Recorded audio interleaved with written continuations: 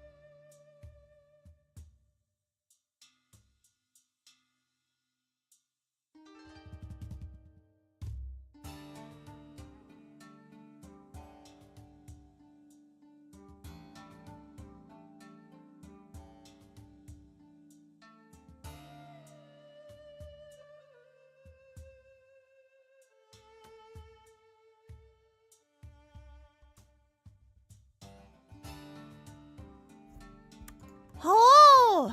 Hello! Hello! Thank you so much for the 8 months, Danny. I am here to watch the art and do the yap. Hell yeah! That's all we do here. Oh, I guess we play Ace Attorney sometimes, but yippee! Is that my favorite new Sabrina Carpenter fan? Maybe in the future. I never did go listen to Sabrina Carpenter. She is for after the Dolly Parton is defeated, unfortunately. She can be the next boss after Dolly Parton. But right now, I know. No, I'm just joking. I'm joking. I know you mean it. I know. I know. I just, when I was at work. So it was I finished Seventh Wonder, which I really enjoyed. I really like Seventh Wonder, and the next one because I rotate between 2 albums when I'm doing the album thing, and at first it was like an album that I want to listen to and an album that somebody else suggested, and I've run out of like specifically ones that I'm like, oh yeah, I'd really like to listen to that. Now it's just like I don't even know who some of these people are.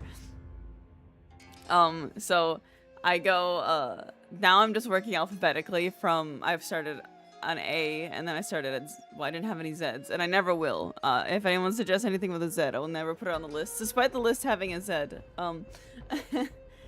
but I start from like one end and work my way to the middle. So I finished Seventh Wonder, and then the next one besides Seventh Wonder that I hadn't done was Shadows of Intent, and I was like, I've also listened to Bring Me to the Horizon, which is not technically death metal, but there is so much like harsh vocal, um, and screaming, and it's not like it's like woven into like, you know, being that intense. It's always at 100%, so I find it kind of exhausting and to listen to.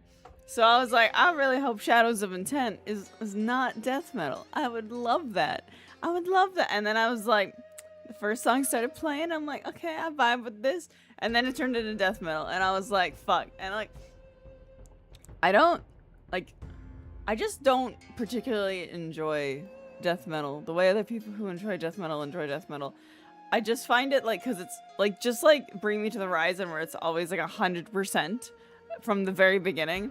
I find it very exhausting, and I'm not like an aggressive person, so like the cathartic experience of death metal does not affect me. I'm just like I can appreciate how difficult it is to sing like that, and the instruments and the music, like the actual music of death metal is always like fantastic. I just don't like vibe with it in the same way. But yeah, I was like at work, and I was rotating between these two artists' albums, and I was like, man, why did I have to make fun of Sabrina Carpenter? This white girl would save me. Save me, white girl. Save me. How are you, Cecil? Hello, welcome. The Curse of Beast in Black. Beast in Black is so good. I love Beast in Black so much that I bought a vinyl for Berserker, and I plan to buy the other two in the future. And the fourth one when it comes out sometime. But Beast in Black is so good, bro. Like, holy shit. Last month they were playing in Toronto with Halloween, and I was like, I've never heard Halloween before, and Halloween is the headliner, so I don't know, I'm not gonna pay all this money to go on a trip to see the opener and then just go home, you know.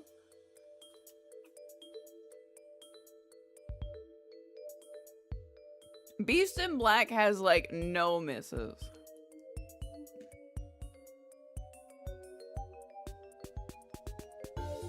There is like this really funny thing with around the time that I listened to Beast in Black.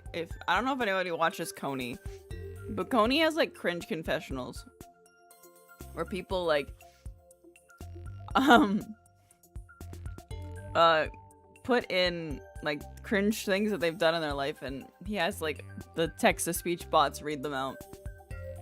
And just before I started listening to Beast in Black, which only took like a day to listen to, he mentioned one of the cringe confessionals was somebody who was a white kid in a suburban neighborhood singing "They Don't Really Care About Us" in a music video that their mom filmed.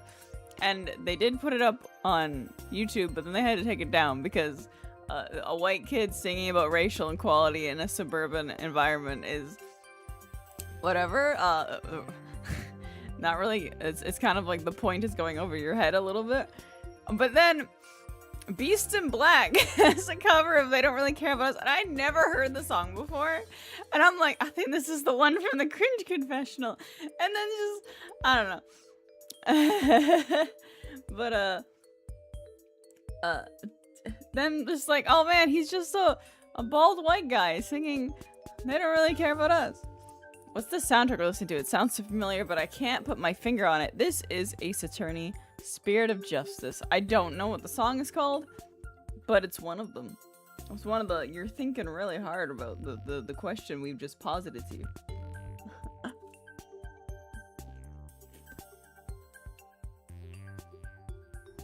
No problem. No problem. I'm here to help. I'm here to help. Help. Alright, I'm gonna switch this over. Yippee. So I'm working on this today because I only got the wings escape me, and I want to draw wings because I want my wings. I want to become biblically accurate. So instead of becoming biblically accurate myself, I will just become biblically accurate in my artwork or something like that. Ugh. How's everybody doing? I'm tired, but I'm okay. In a week's time, my friends, I'm gonna be on vacation. And I'm not doing anything on my vacation. I'm just gonna be chilling.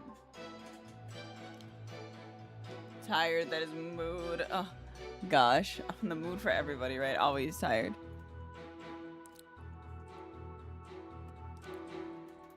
Speaking of discovering bands, though, I randomly fell over a TikTok that had a cool as fuck song, so I looked them up and discovered Sleep Theory. Are they like Sleep Token? I have these. I don't think Sleep Token is bad, but boy, is that the sleepiest metal I've ever heard in my life. Doing good. Nervous for Monday? Is Monday when you find out is Monday your second interview? Actually, your second interview.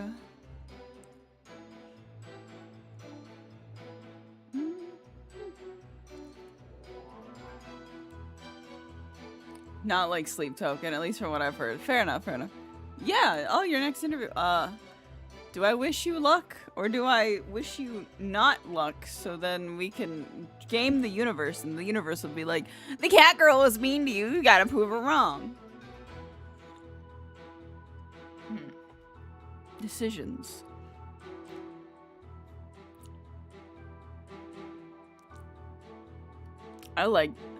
Yeah, at first, I thought this would be like, the music project, I love telling people about it to get their, like, reaction of, like, that's insane. But I genuinely kind of love it. Like, it's so fun to just find a new band. Like, you don't even know what the fuck it is. You don't know what genre it could be. It's just a name on a spreadsheet. Literally, when I listened to Seventh Wonder, I was like, the only thing I know is that this is where the guy from Camelot, who's in Camelot now, started. And I'm like, great, I don't know anything about it. Also, I haven't gotten to gush over it, but Lucilia's Paw, let's go! It's not actually Lucilia's, but I very much stole stuff from Lucilia's. I will listen to the song later. Theories. Static. Also, like, there's things on my list, like, my Fran was like, cat girl's very rude to me. I'm very nice. I'm Canadian. How can I be rude? What was I saying? There's things on the list that I thought I would hate. Like, I remember getting into, like, my friend wanted me to listen to Tupac, and I was like, I don't really like rap. Like, I'm not a rap kind of gal, you know? It's not my thing. And then I was like, actually, this kind of okay. I actually kind of like this a little bit, you know? And I was like, shit. Here we go. I'm so nice to you, Dan. I'm so nice to I'm the nicest streamer to my chat ever, forever. Forever and ever, I'm the nicest streamer ever. You'll see it. You'll see it. One day I'm gonna be a big cat, and I'm gonna be a big streamer. And they're gonna be like, she's the nicest little streamer. I always think people like most music, they just haven't had it served correctly. Right! I kind of agree with that. I think there's, like... I don't really disagree, but it's definitely, like, more nuanced. Like, I think you could find stuff that people like, right? But they're not gonna love it, and maybe you're not going for the love, but also a lot of fucking... Telling my coworker about, like, the whole, like, I was like, oh, I have a friend who wants me to listen to Sabrina Carpenter. And then he was like, well, you're not gonna like it. And I'm like, well, it's not like I actively dislike the music that you've sent me. It's just that I think it's fine. Like, I don't think it's terrible. I think the people in it are very good at, like, singing, because it's always just, like, it's like Mariah Carey, you know, and like, Beyonce. But I just don't care for the music and the subject matter, you know? He didn't let me get that far. And he was like, just fine. He was very upset about the average. And I'm like, it's fine to be average. It's fine to be in the middle.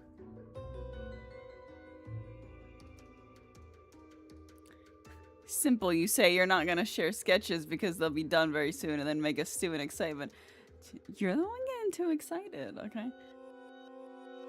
I did see you wish for just more whimsy. Yeah, I was listening to ABBA and I was like, more songs need more whimsy. More whimsy. ABBA was great, by the way. I like ABBA. I love them. They're very fun.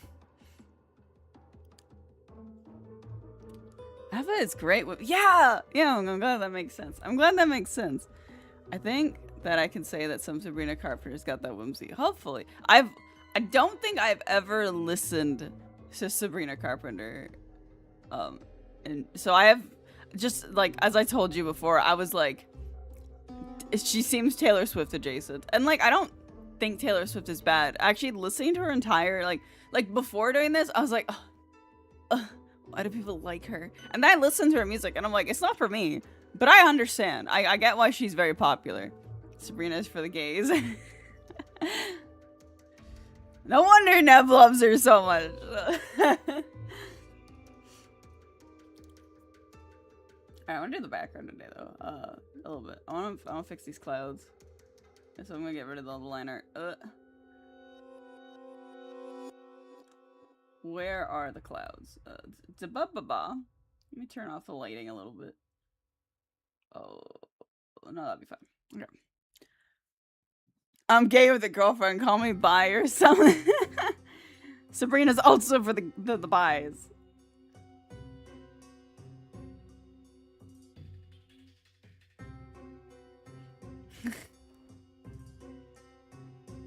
Yeah, we'll have to see. It's gonna take a long time though, but I'll be sure to come back and be like, I think she's fine. Oh my god, I love Sabrina. Or like, Neb has a very white girl taste in music in a good way. I love seeing Neb, like when I like open Discord or like look at my friends on mobile and stuff, and it's like Neb is listening to the most white girl music ever. And I'm like, yeah, get it, man.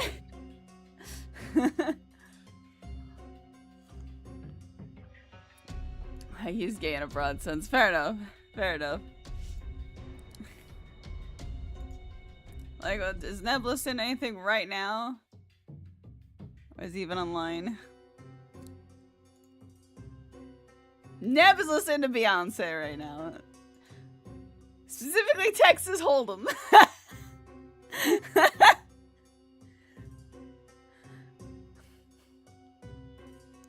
Oh, it's very interesting though. Like, I got my coworkers arguing about Mariah Carey yesterday, talking about just how I feel about the music. I got told, like, I was like, oh yeah, I like Avril Lavigne and Pink more than I've liked most of like the other pop girls that I've been sent. I think for specifically, the one thing I dislike about like certain pop singers is not even like I think they're bad. I'm not the biggest fan of like legitimately a lot of the music. Like the music does nothing, and that's what always bothers me. Like it could be like any other backing track will do as long as it has the same beat and the song will remain the same. And then it's like, oh, the music and the like actual vocal performance don't have any like synergy. There's one's just existing and the other one is doing very well. And I find that really boring.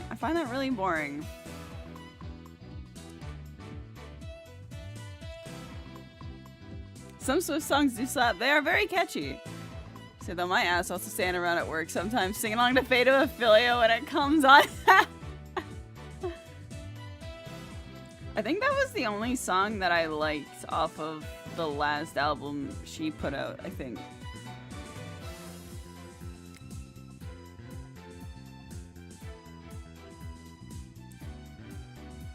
We could talk about Taylor Swift all day, honestly.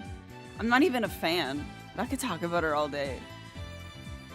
I annoy like my other friends who don't really care about music with music. Like I'll be like, bro, do you know that Alyssa White Gulls? I know you don't know who the fuck this person is now the lead, well, not lead, but she's a singer in Dragon Force now? Did you know that? And then it's just like, my friends have no idea who this blue lady is. And I'm just sitting here like, they didn't even know who Dragon Force is. And I'm just like, dude, you guys know. Also heard that she broke up with her boyfriend or whatever. The one that she wrote a song about is Venus. Oh my god, did she? Oh my god, did Taylor Swift break up with her boyfriend? Oh, apparently not. Apparently. Wait, oh. Oh, there's a post on Reddit 4 days ago. Taylor potentially hiding the breakup timeline. Oh my god, that's a huge post that gives so much parasocial vibes. Oh my god. Let me read this out right now. This is supposed to be an art stream, but here we go. I have no context for any of this. I know the breakup happened a while ago, but I'm still confused about the timeline and reasoning behind it. A lot of people say Joe had already checked out long before the breakup, but I'm not fully convinced. There was reports that Taylor and Joe were looking to buy... Who the fuck is Joe? I thought his name was Travis. Who the fuck is Joe? This is on the Travis and Taylor subreddit. What is this?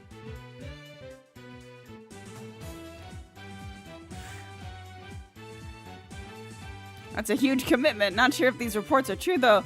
Why would they be doing that if the relationship was already basically over? Tree also reportedly put out statements around Easter saying they were happy in love and planning to spend time together. Again, why is that if Joe had mentally left the relationship? Who the fuck is Joe? Is this name like Travis Joe? What is Taylor Swift's boyfriend's name? Travis Cleese. Who the fuck is Joe?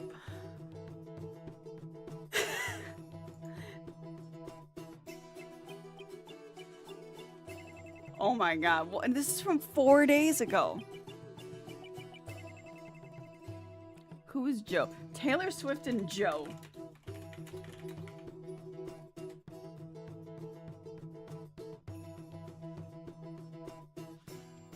Joe was her why is this from 4? Oh, okay, so this is just someone being really crazy. Okay, okay. That's her boyfriend from 6 years ago. 6 years ago! So this is her last boyfriend. This is not the current one.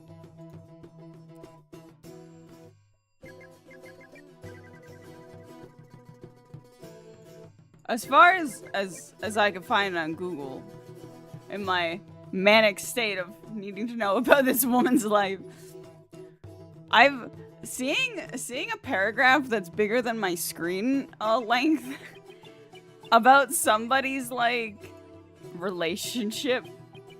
It's a little crazy. Some famous person's I don't know. Maybe I'm the weird one. Maybe I'm the weird one. I might be the weird one. Who's like, oh, how can you write this much about a person you don't even know? Everyone's gonna go easily.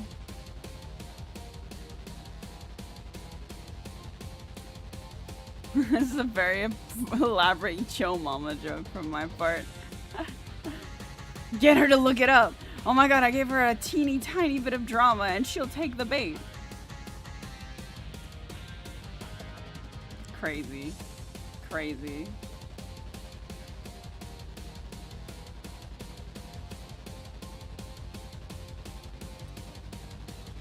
Pog! Pog prog! Pog! Progging artwork! Let's go. Heck. I tried to fish and failed. Oh gosh. Do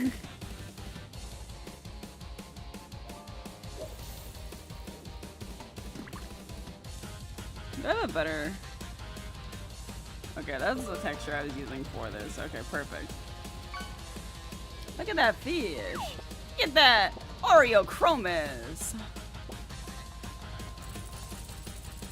Oreo.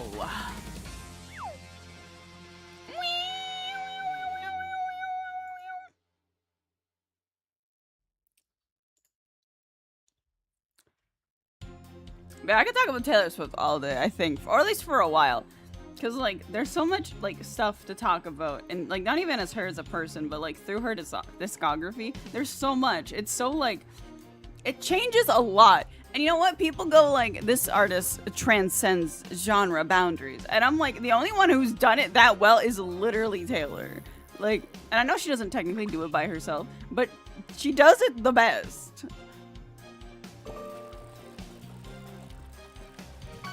Like, her first album's being, oh, I'm a little country girl, and I'm a little country girl from down in the country. And then she has like the really like pop era, and then she has like the dance era, and then she does the Lana Del Rey white girl whispering into your ear dramatic music.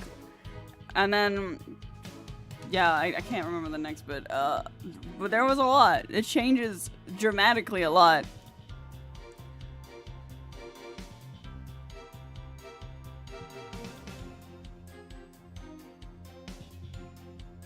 Ba ba ba da ba ba ba da ba ba da ba ba.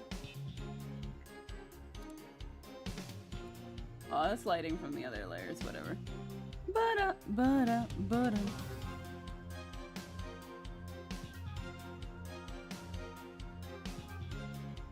Who thought that I'd be talking about the Taylor Swift, the T-slit sizzle on my stream?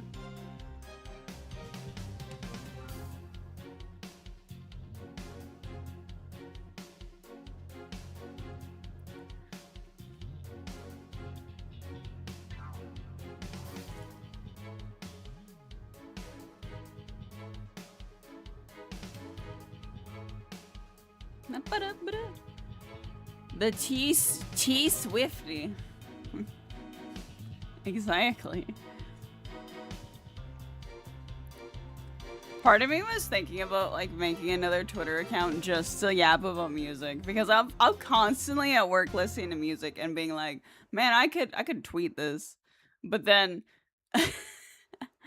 but nobody would give a shit, like legitimate. Like, me dropping into the friend server just being like, guys, I just really need to talk about this right now.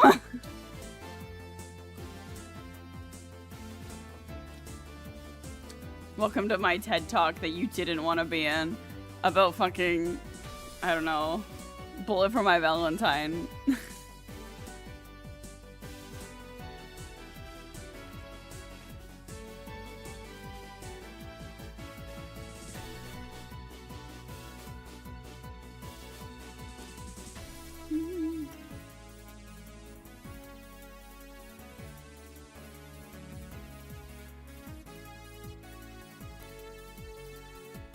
My ass when I get a new song that I'm incredibly interested in this month. Bro, that's me!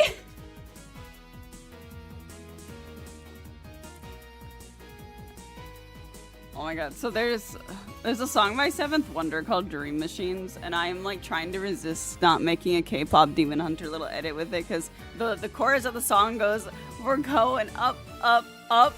It doesn't continue like Golden, and it's older than Golden, but my ass is like, it would be hilarious just to like cut it off and then just have Golden play. I kind of just like, I couldn't get Golden out of my head listening to it. I'm like, oh no. It's a really good song though.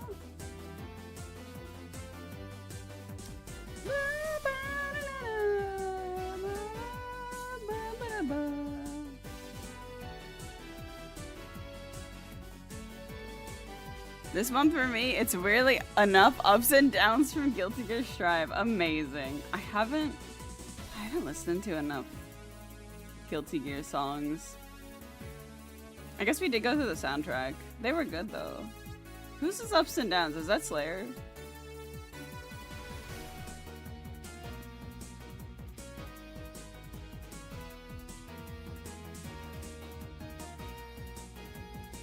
Slayer, yeah.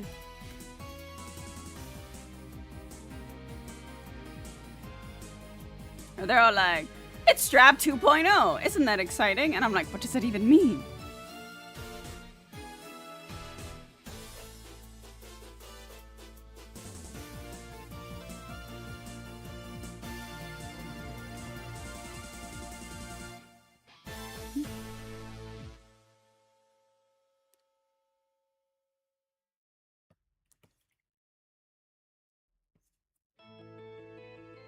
I haven't played a fighting game in ages, but I also haven't, other than like playing 14 for wing farming and some little, and a little bit of sledding game, I'm like, games? What are those? Life is a journey, not a destination. It's where I'm currently at in life, so I latched. Hell yeah.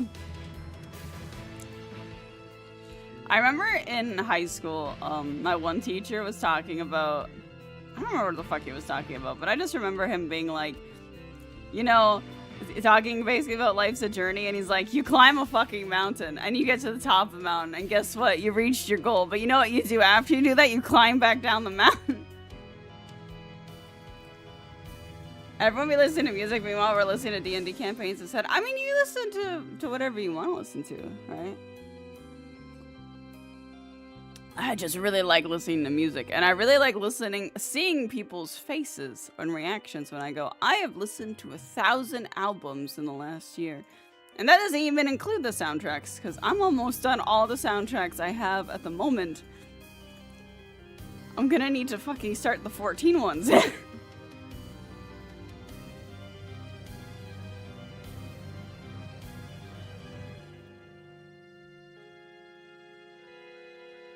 Your goal is to climb a mountain. Well, you do when you reach the top. You climb back down, and then you have to find a new mountain to climb. Although, you don't really have to find them. It's not like you discover the mountains. But, yeah.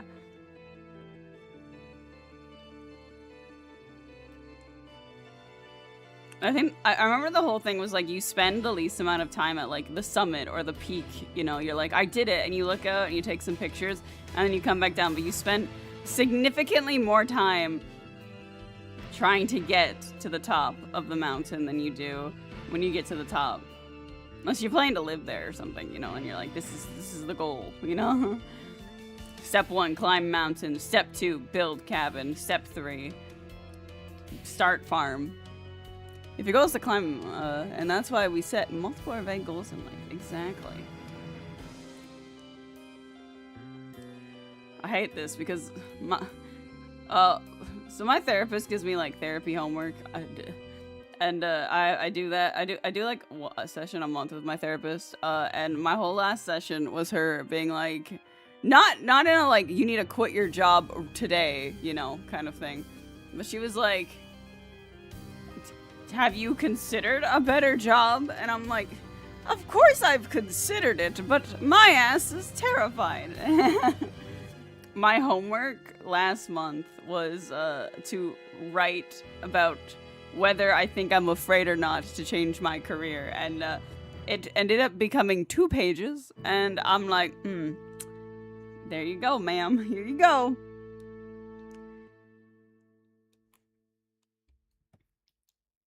It was very stressful. I was very wound up. I wanted to go have a nap. And then I was like, I gotta like think about my future. Did you know that you can get forklift certified in my part of Canada without a driver's license? I think that's hilarious. Hi, Angel. How are you?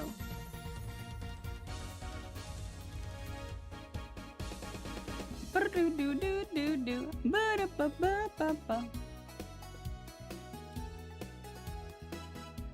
don't know if anybody here has ever done therapy, but if you ever do therapy and you're like, you're explaining something, you're explaining it from your point of view, and then they're gonna interrupt you. Well, not interrupt, but they're gonna like interject at some point and point out an obvious flaw in your logic that, you know, that you didn't recognize, but you're using your own point of logic to defend yourself against the things that you're afraid of internally. And yeah. I hate it when she does that, because I'll be saying something. I'll be like, oh, like this thing. And then she'll be like, oh, but why are you this? And I'm like, oh, God. Oh, no. I've done therapy and I got betrayed by my therapist. Oh, that's not good. That's not good. Driving forklifts are fucking awesome. I just think that'd be funny to be like, I can't drive, but I could drive a forklift. I'm forklift certified.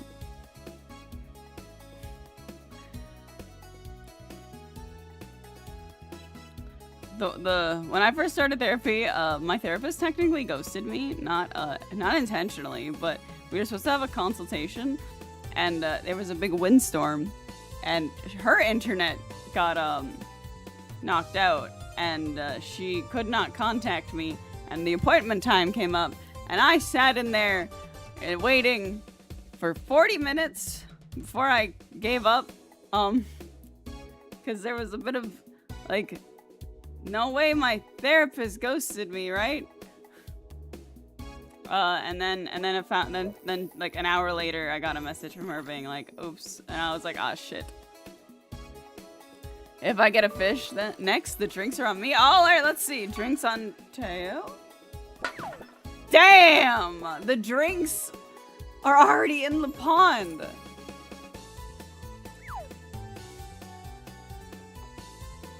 I like that the fish hate you for whatever reason. How are you, Teo? Hello, welcome. Oh my god, it's Teo! Oh my god! So remember the time I was in therapy, the one time I was talking about thoughts and about maybe having ADHD, and she looked at me and said, don't take this wrong, but have you considered it might be autism? Oh no!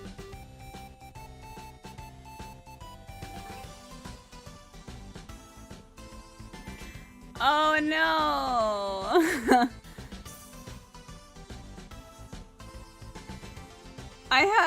I forget what I was talking to my coworker about once, but she's autistic, and I said something and she was like, are you autistic like me? And I was like, I don't think so.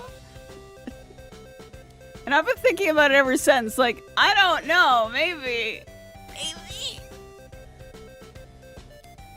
And then last week we had a fucking conversation where me and my other coworker, one was making fun of the other one for something stupid that they did as a kid, and I was like, oh, I also did that as a kid. And then I looked up like if it was something that kids do when they're kids, like not like something that's like a regular, but something that kind of like semi happens. I'm not saying like everybody does it, but like some people. And I got a whole bunch of like ADHD Facebook groups asking the same fucking question, and I was like, oh no! I had a migraine today. The main pain is over, but brain still feels like I got hit with hammers. Oh no. Oh shit. I'm glad you're feeling better though. One time I took an online test and it said it showed small signs of ADHD and I think autism. My wife, but yeah, I see it. The audacity. Oh, I did, I've done both, and I've had like, I remember the autism one was like unlikely. I know it's just a test, so I don't really take it that seriously. But it was pretty much like, you were unlikely to have autism. And I was like, great. And then I did the ADHD one and it was like mostly unlikely. And I was like, great. My first workplace recommended me to check for autism when I quit. Not in a mean way. Huh, interesting. Similar to mine, where I vented to my therapist about being called autistic by high school bullies. And the response was, but have you considered that you could be, followed by them illegally doing it? What? Oh. Oh, that's okay, yeah, that's not good. That's not good.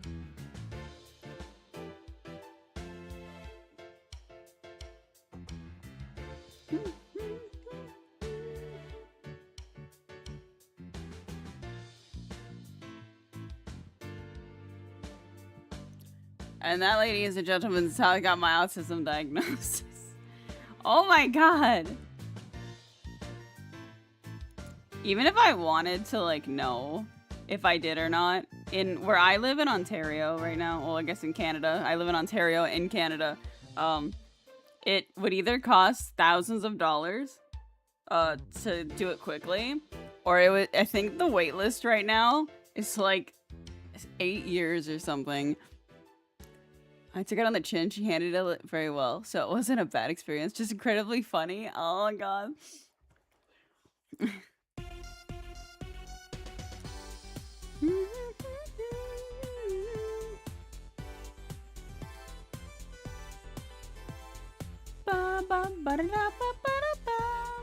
Also, the fun thing that me and my one coworker did was when we were kids, we would press our teeth into our coffee tables, and that's pretty much it.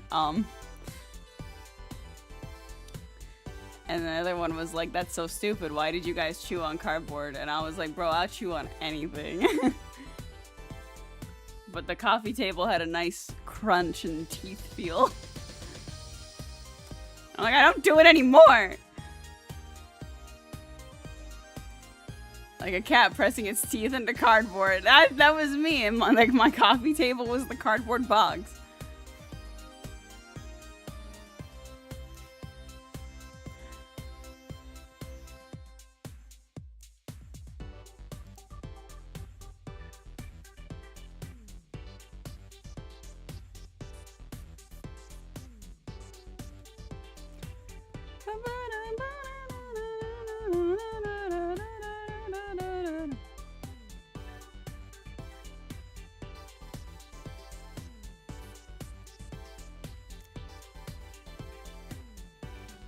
So sometimes I'm like, wow, I guess if I did have the tism, it would explain why I feel it's really hard to like connect with people. And I started like, not like in denial or anything, but just like, oh gosh.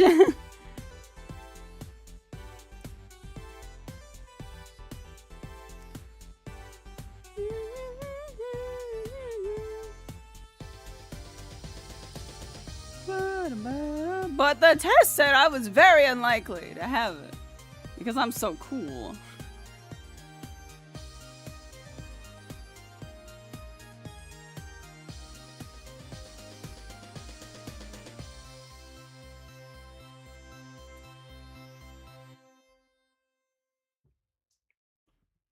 Tara likes to tell me that I might have ADHD, and I'm like, I don't think so, because everybody around me who has ADHD, I feel like, is the exact opposite. Like, we have the exact opposite of lives.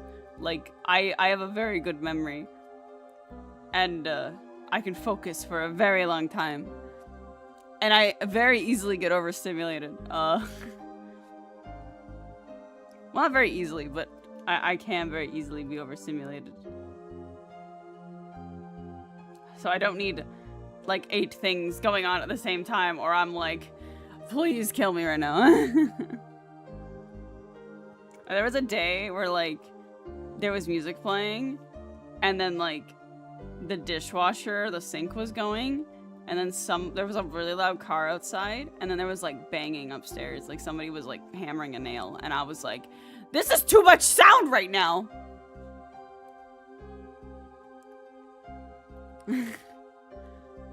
Meanwhile, my ass has a terrible memory. I have a very good memory. It's one of my super skills.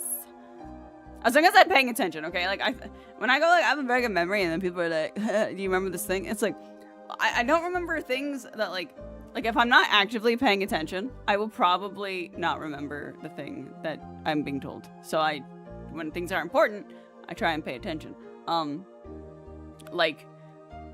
When I stream a game, for example, my memory is severely impacted, because I will be, like, if you asked me what case in Ace Attorney was, like, 1-3, I wouldn't be able to tell you. I think that was the one with Edgeworth on Christmas, but I wouldn't be able to tell you, because I'm, like, my attention is flipping between the game and my chat. Like, I can remember vaguely what happens in each game, kind of. But I don't know specifically. But if I played it on my own, I'd be like, oh yeah, 1-3 was like this one, you know? Because I would be so invested in my attention, it wouldn't be broken. I have a terrible memory of so many things, but I can tell you the names of basically all 1,025 Pokemon. That's your special interest.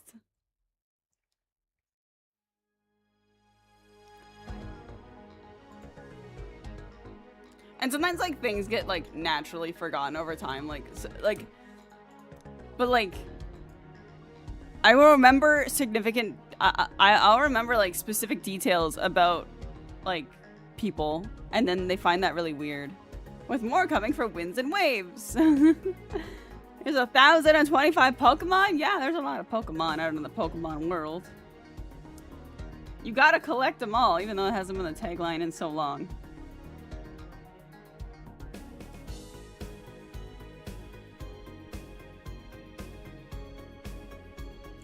I specifically remember as a kid, I would ask my mom a question. Just something. And then I would remember her answer. And I was kind of like gaming it at this point because I was like, I know the next time I ask her this exact same question, she's going to give me an exact different answer. And I'm going to call her out on the bullshit. But I was never brave enough to do the second part. But in my mind, I was like, she lied to me.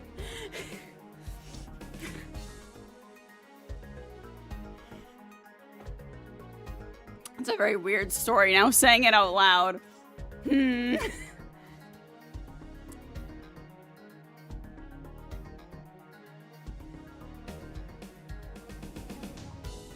it was only 150. Yeah, it wasn't that long ago. Think about how quickly you could make 1,025 monsters, though. It might take a while. But you could do it, too. You just keep making monsters.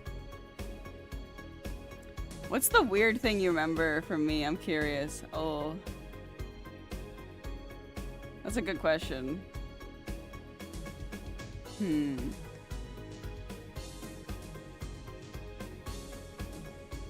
I remember, okay, it's not very weird, but I'm just trying to remember the oldest thing. I remember a very long time ago, you'd be in the chat and you'd be like, when your fucking username was Chris Guard, and you would be like, I'm not gonna play Final Fantasy 14. I've just started the MMOs.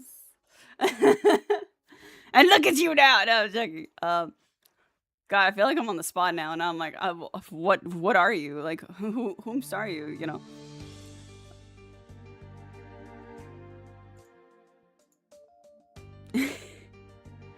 Damn, you remember? Yeah, yeah.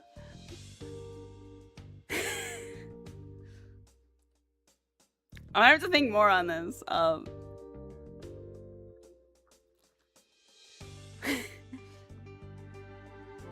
It's crazy. Like, I remember when I first started my job, and I asked my coworker, just like, I asked her how old she was, and right now she's 43. But I think during Bayonetta, right? Way long ago. I don't even remember, but it was a long time ago. It might have been around Bayonetta. I can remember, like, Valen joined, like, came into the stream for Persona 4, and I think Ayame did too. Maybe Mr. I mean, I don't remember when Ayame showed up, because Ayame had a different name. That one's gone right now.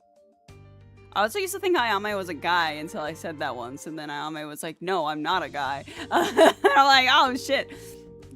Oh, like, her name was, like, Red Rider or something. Yeah, Teo came in from Nier Automata when I was killing Pascal's village, which was absolutely fantastic.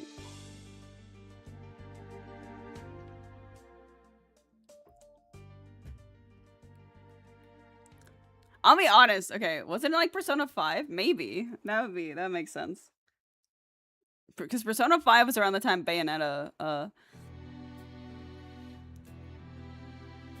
around that same, like, period of time. I remember, though, when I first started streaming, like, I was like, I want to be a streamer, but then, like Hades, I remember this is before Teo, too, as well, because I remember Hades came into my stream because I was in Larry Czar's Discord server, and I would put my stream in there, and Hades came in, and I remember I would just, anytime anyone new's name would pop up in chat, I would be terrified. I was like, this is somebody this person's is here to be mean to me? I can't handle it. I can't handle it right now. I'm just, like, quivering, like, it's like, I'm scared of that person. I think it was around then. I at least remember seeing you play it on stream. That'd probably be it then. Because Persona 5 was really old. Persona 5 was 2019! No, it was 2018 going into 2019. Because when I was playing Persona... No, wait, no. It was the very beginning of 2019. Because I started at the very beginning of January in 2019. And then I was playing it a lot. And then Kingdom Hearts 3 came out. And I took a break from playing Persona to blitz through Kingdom Hearts 3 in 2 days. and then I went back to Persona 5. And that's also why my memory of Kingdom Hearts 3 is so vague, because me and my friends came to my apartment and we played Kingdom Hearts 3 right at midnight, and then we basically beat the game in one sitting, and I was very tired. It is so wild. It's so crazy how so much has changed as well. So much has changed.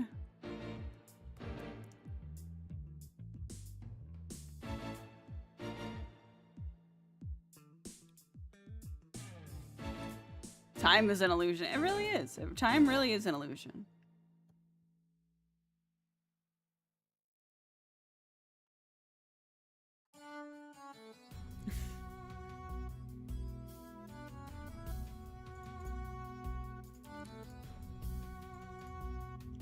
I would say my oldest internet friend, other than Emma. I've known Emma for fucking ever. Like, I've known Emma since, like, before I was on Discord. Before I was streaming on Twitch. Like, forever. But the next, like, oldest internet friend is probably Angie. Because when I made my original Discord server, Angie was, like, one of the, first people to join, and Angie was very like active and yapping, and we became friends very quickly. But then it was weird because Angie's like, I'm 14, and I'm like, I'm 20. Holy shit, that server's been around for a decade! Oh my god. Emma forever is fun to say, yeah. Emma. Emma.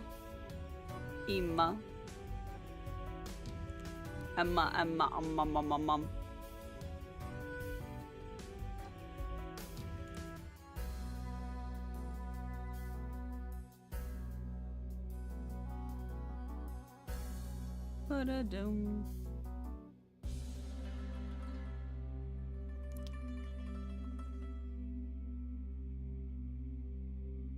I burned bridges with basically all my old friends due to them basically siding with my ex. Oh, that sucks.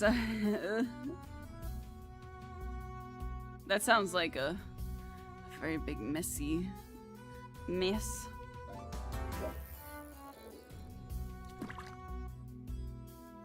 I had one internet friend that I made before, like, back on DeviantArt, but it was like, we ended up not being friends after a while. So the oldest internet friends I got is like from 2019 or 20. That's fair. That's fair. Emma is like the exception because the way me and Emma met, we were in kind of like this, I don't know what to exactly call it. It was like, originally it was a group to like make comics in, kind of like, the guy who, like, I was like one of the first people on it, like, and then Emma got like, I think it was like writing, but then the guy just kept like we weren't being paid. Some people were being paid. I was not being paid. The guy who like ran it, he wanted to like make a story, but he wanted to make like a multimedia company or something. And he just kept like bringing more people on board. He would pay some of them. One of them he got in a relationship with, which was a major red flag. But Emma was from that, and then I think we just kind of like just became friends after we would yap on DeviantArt. We watched Cowboy Bebop together on Rabbit TV, and like I was still living at my mom's, like.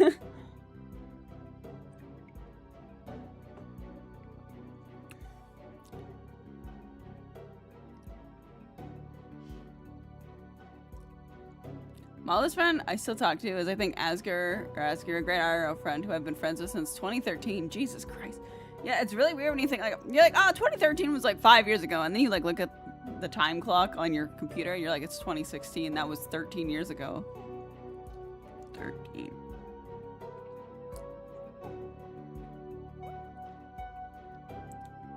I think it's crazy, because, like, I don't know. Like, I find it shocking that the Crystal Clears, like, friend group is still kind of, like, active. I'm in so many, like, raid discords that just, like, perish after, like, the group stops raiding. And then Crystal Clears is like, hey guys, wanna go wing farming? We need to get wings. You guys just wanna do some maps sometime? It's crazy. The Jim Island's internet friend is Yudi. Oh my god! It's me! Hi. Hello.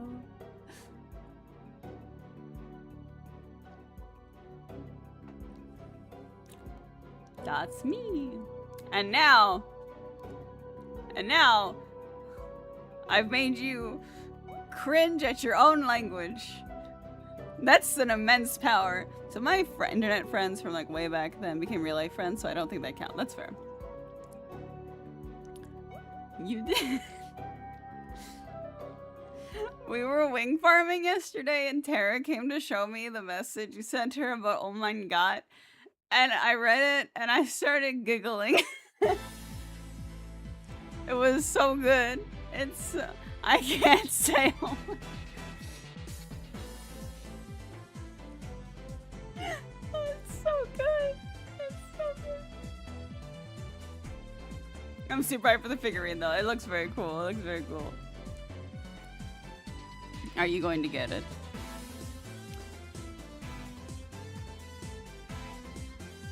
I remember saying how much I love the design when we watched the movie. Oh yeah. It's such a cool Eva. I've been thinking about the movie. Since we finished Thrice Upon a Time, I'm just like, my brain is full of Evangelion.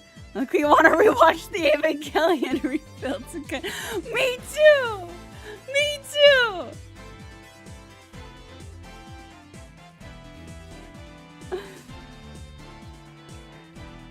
We're having Ava yeah, we are. That's why we watched the rebuild films. I gotta try and make more noises. Okay, but you have to. You need to put Tara on. I know, I gotta. I really want to watch the third movie again. Hope we don't have to see what's his name die again. You don't want to see someone die, but you don't even remember their name. How disrespectful! How disrespectful! I don't watch these fuck ass movies. You need to. I mean, I don't think you need to. If you didn't like the anime, I'm not sure how good the movies will be for you. But it might be a better experience. I forgot how to spell it. We can watch anytime. Just waiting for you to not be drawing. Shut the fuck up! Shut the fuck up!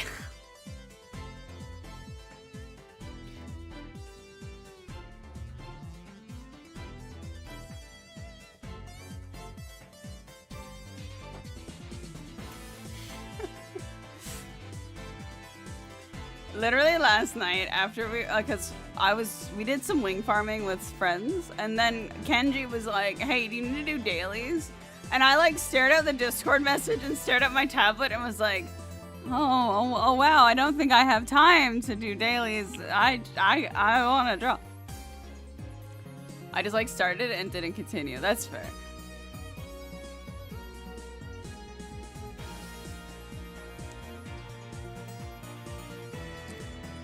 With the anime, it's like, there's quite a bit of waiting. I was so sad that I was so fucking tired. You ate all that sushi, man. I was surprised you stayed as long as you did.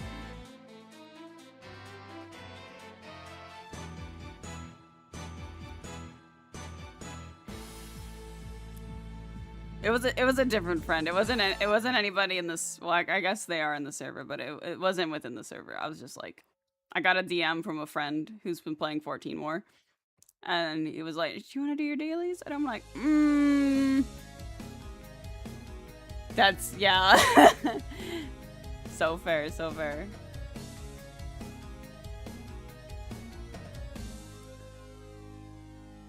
Yeah, I think the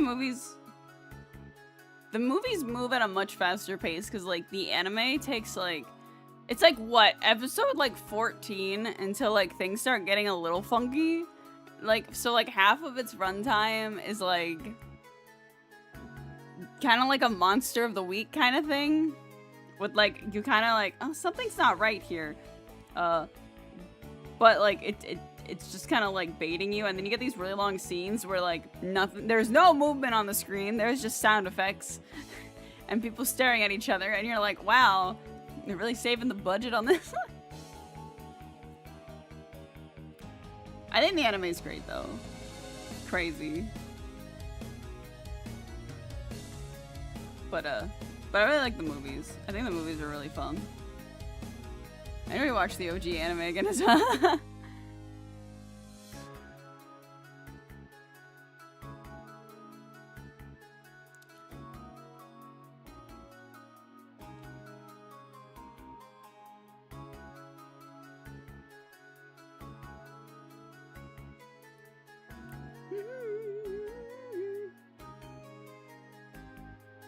I tried the German dub last time, but it legit some of the worst I ever heard. Oh no.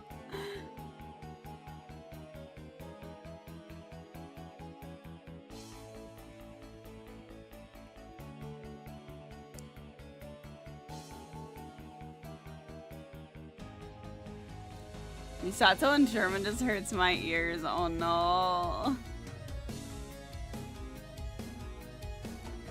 Also, just for people who like how things visually look, the movies, holy shit, the movies are like super aesthetic. Like the color direction, like the color compositioning of like every scene is immaculate. The framing, like the visual composition, just like it's so like well done and like aesthetic. Beautiful. I love it. The reboots have excellent German dubs. Yeah. I can't say yeah to that, but I'm glad that they do. I'm glad they do. Big agree. They're so like how the world looks in 3.33 is just mwah, yes, beautiful. It's and like the colors that they pick and the way everything looks. It's yeah. There's so many harsh contrasts. It's so good. It's so just like aesthetic.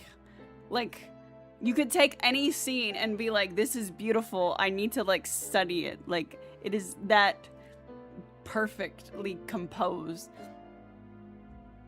And then you could like pull abstract meaning from it. Like there's the in the third movie, Shinji's room just being the white bed on the red ground with the white walls. And it's like, oh my god.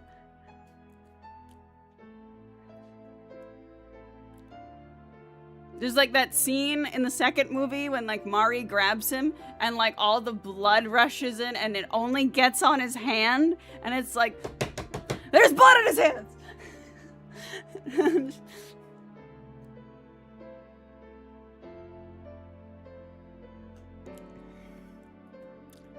Blood on his hands.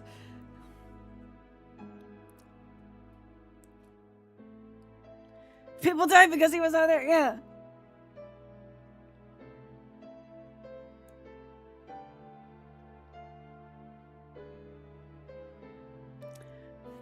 Just screaming at the visuals.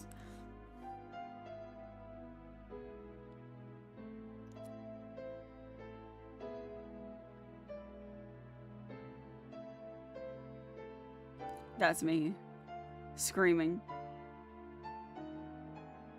Even like in the I know it's in the anime too, but like whenever they're in like I'm gonna say Gendo's office, where like the ceiling is really low and like the floor and it's just white, it feels claustrophobic. Like it just the way the scene is like presented, even like because it's obviously still in the anime, it just feels tense like immediately upon stepping in there.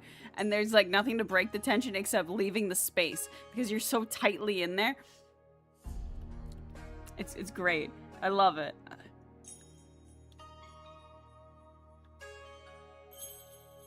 Also Pen Pen.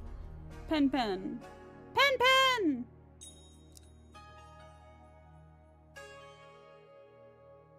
Pen Pen. Pen Pen, my goat.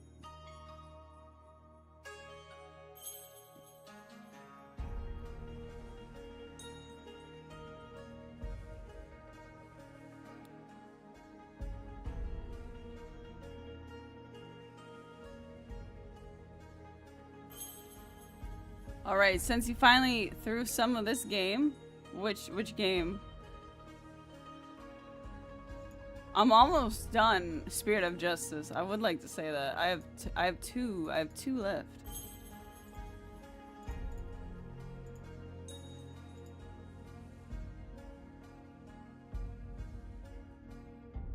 We can finally talk about one of the most out there Ace Attorney names. All right, which one? I'll be your guide. Peace, love, and understanding. That's a rebel?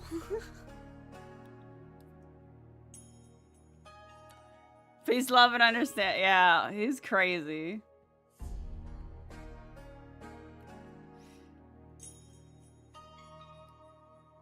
Getting to like Quran and being like, oh god, these are gonna be really difficult names to pronounce. The fact that it's just Karain, like the village that Maya's from, but with an H in it. Crazy. And then everyone's names are just like that, and it's I love the puns.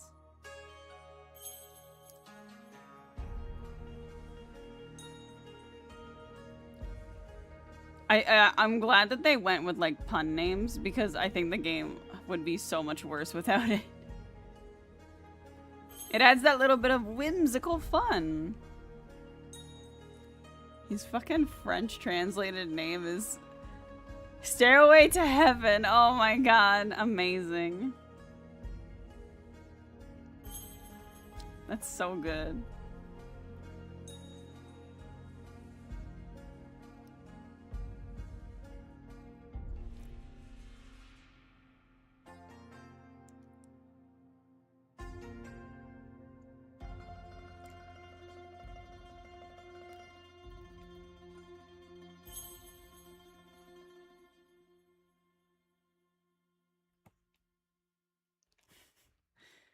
That's so good.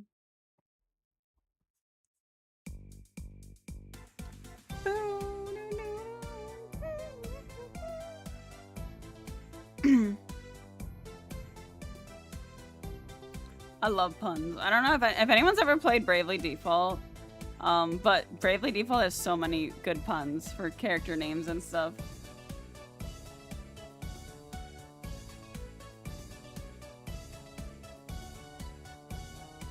And I love it. I love the little bit of whimsy.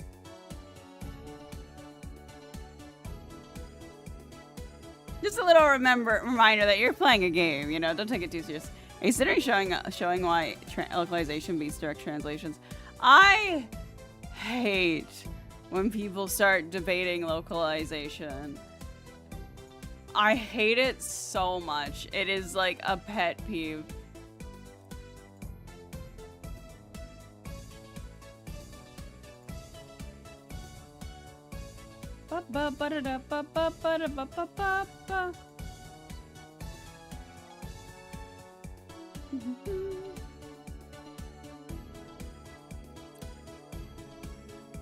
It's just, like, you understand what's happening within the story now, within your own language. Like, oh my god, The World Ends With You people are so... Like, it's, if you look it up, it's like constantly arguing about, like, in Neo, The World Ends With You, about, like, fuck, what was her name? Her name was, like, Swallow, but fuck, what was it before?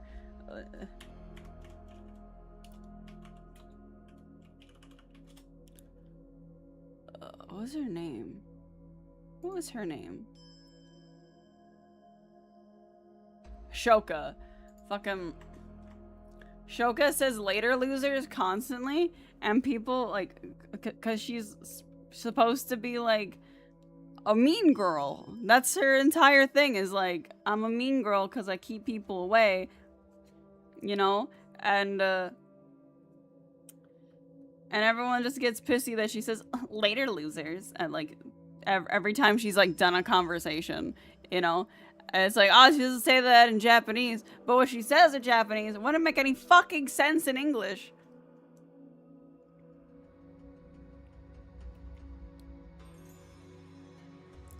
There's just so many layers to, like, bringing a character from, like, Japanese or any other language to English. And vice versa.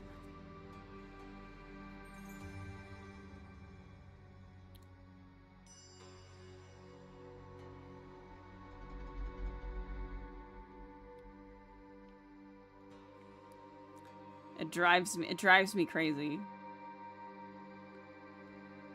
And it's never like being like, huh, maybe they didn't pick the best translation for this line. It's always like, they've ruined the characters! They've mischaracterized my Blorbo!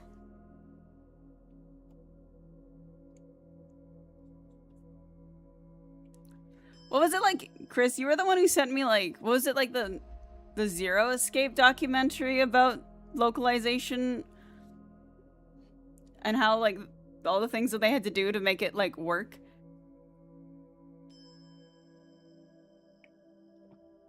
I think you did? Someone did. Oh, this was years ago. Let me look in our DMs.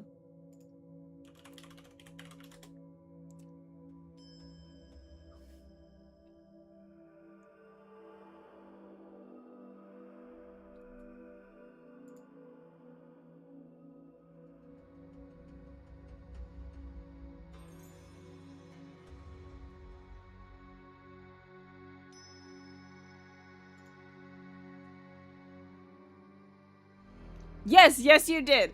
Back in 2020, here's a fun thing that I remember about you going back. You sent me a little it was from Localization Lens, and it was like 999 how to make good use of bad language. And it was a video about how they had to go, all the hoops they had to jump through for localizing the Zero Escape 999. I'm gonna grab it, and you're the one who's posted this in our DMs on June 24th, 2003. This video. You sent this one to me. I just found it. Yeah.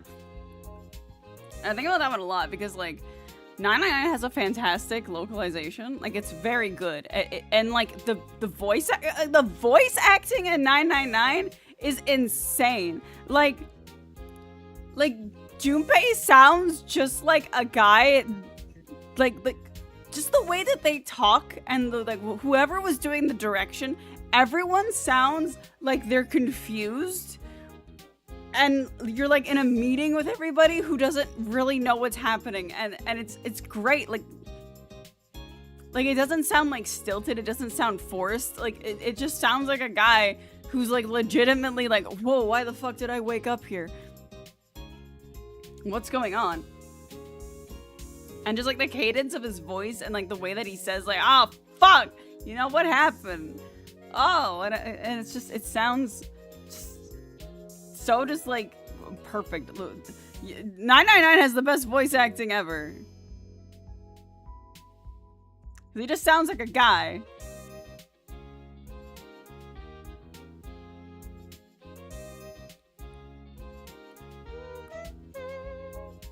And everyone just sounds like regular. VA is also so much, do so much. If you're not giving proper direction, that would just sound like poo poo, right? Right?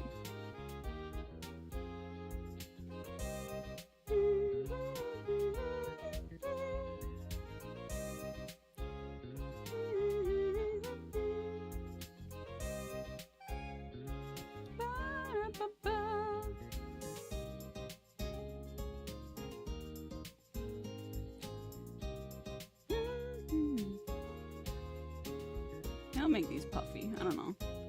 Fluffy clouds. Not wispy. Hello, kitty cat.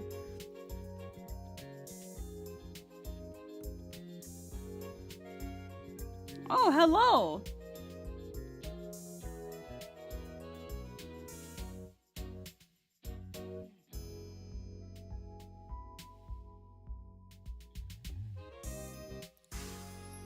I also like when people, talk about like localization, not like when people are super upset about localization, but they would have never like experienced it and it's like in that language either, and they're just going off of what some angry person said, you know, online, and I hate that too.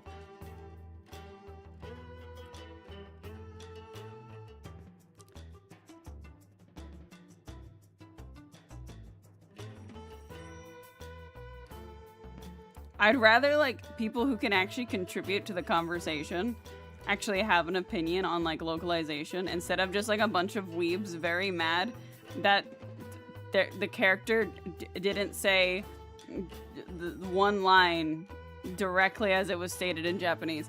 This person told me how I should feel, so I'm gonna be mad and yell about it. Yeah.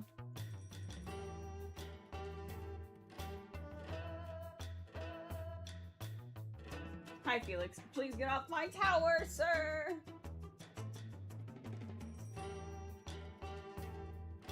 Hi.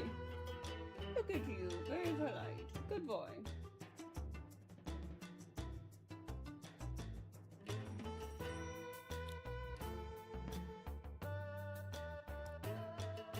Like, there was a couple times playing Ace Attorney where, like, people who played the original fan dubs would pop in and be like, not the fan dub, the fan subs versions of, especially like the investigation games, and they'd be like, oh, the names just aren't the same as this is this guy, and I'm like, bro, I literally don't care.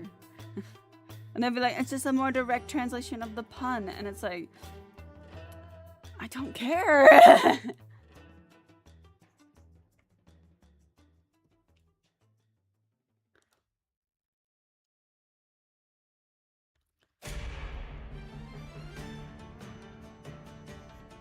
Like, I understand. It's a pun. It's funny. Teehee.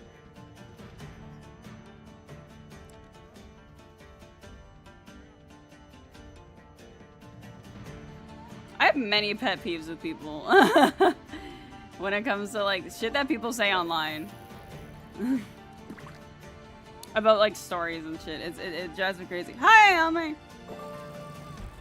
Like, there's so many, like, instances of, like, they'll release like a world guide or something.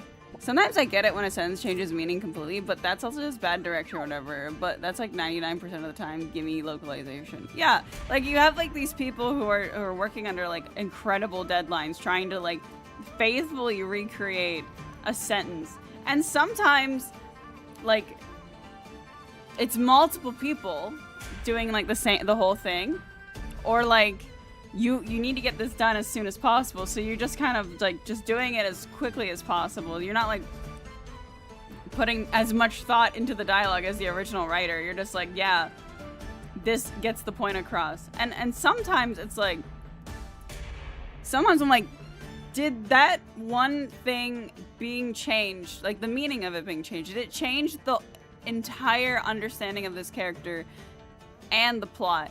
Because like, as long as you can understand what's happening, as long as it's not destroying the meaning of what the character is standing for and where they're going, then like, I don't think it's really that big of a deal. There's, I remember people talking about, in 16, there's a sentence that Jill says in the Crystalline, not then the Dominion, the Iron Kingdom, when she's like going to go face, the guy from the Iron Kingdom, the guy who like runs it. I don't remember his name.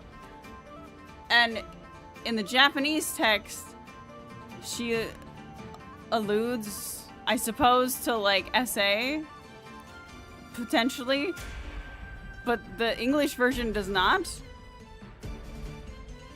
But the English version just alludes, like, just basically says, you made my life a fucking hell, so you could interpret that however you want. Essentially. Guess who finally finished the current crafter relic for the Culinarian? Nice! Congrats! And it's like, I personally don't think the specificity of like one or the other, it changes how bad Jill was treated there.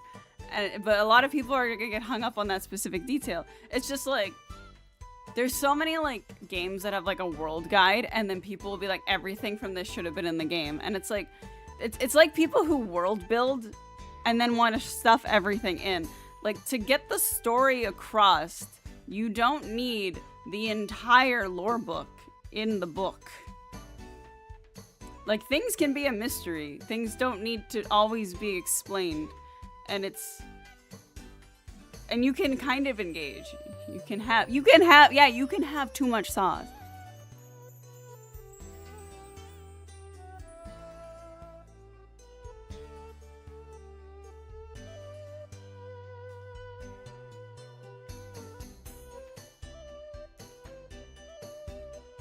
I would like less sauce, please.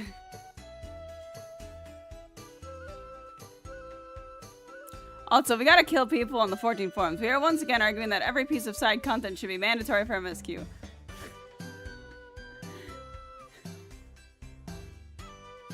You know, part of me is like, no, they're right, but I'm like, no, that'd be obtuse. That'd be so funny. You must do all of your relics, by the way. That's kind of the same thing, I think, as kind of a, like, not, we were first talking about, like, localization, but, like, needing everything to be there. There's certain things that you can just pick up with context. Or just not being there. Like, the scene with Gaia, if you've done Eden in, like, whatever patch, 5.3? Is it 5.3? I don't know, that wouldn't be 5.3. It'd be, like, 6 point whatever. It doesn't add anything other than, oh, it's Gaia. She's there. Like, damn, bro, you can't play Endwalker till you finish Bosnia. Like, there's just too much, you know, like.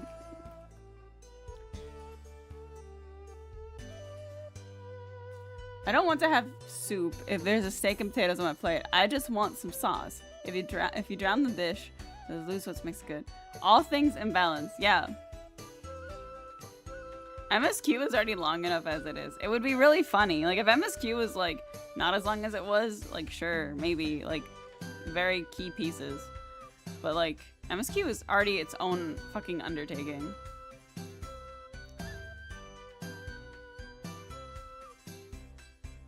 And there's definitely, like, reasons why it sucks, but also just, I don't know. The devs could not be scared of just pulling, like, Gaius out of Whirlit. Like, it's absolutely fine. I could argue that doing Warring Triad should be mandatory because that's 3 trials, right? In order to do the new Alliance raids in 8.0, you must complete Shadows of Whirlit. Because you need the G-Warrior. Instead, just let Sid roll up with the mech and be like, get in the robot, Warrior of Light. And then if you've done it, he'll say, get back in the robot, Warrior of Light. And then...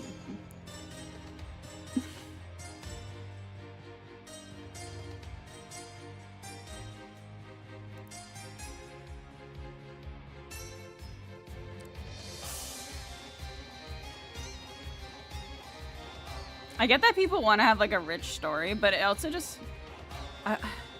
I don't know. I feel like we swing... it's not everybody either, but a lot of the time it feels like a lot of story discussion online focuses on world building and, like, how cool world building needs to be. But nobody ever wants to actually make the people who live within the world actually cool. Or I'd rather die than fight Diamond Weapon. You're about to fucking fight Diamond Weapon. In order to participate in the Alliance Raid Tears of Dawn Trail, you must have a registered account that has finished Final Fantasy XI.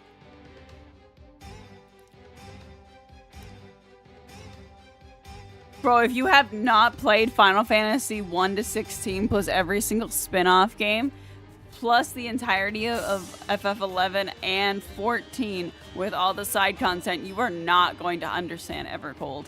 And I need to let you know that you have about 8 months to prep, so you better start grinding out the Final Fantasies. Or 11.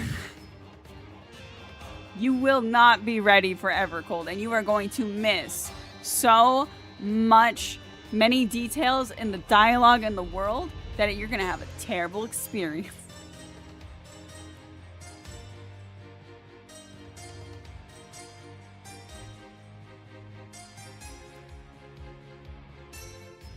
It was like when the Eva raids got announced for Evercold, people were like, well, should you start with the rebuilds or should you start with the anime? And then somebody went, actually, you have to read the manga. It's like people saying you gotta play Chain of Memories. Fuck that. Exactly. Why the fuck do you need to play the game that literally in canon gets forgotten? Pull up Final Fantasy synopsis on YouTube. No, it's not the same! Hop off my goat, Chain of Memories. No, we had a better goat. This one's sick.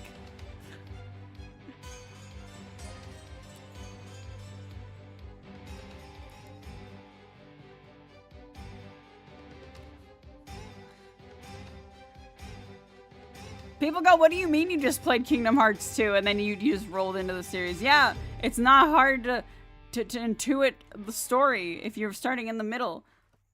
Yeah, sure you want to start at the beginning. But who gives a shit?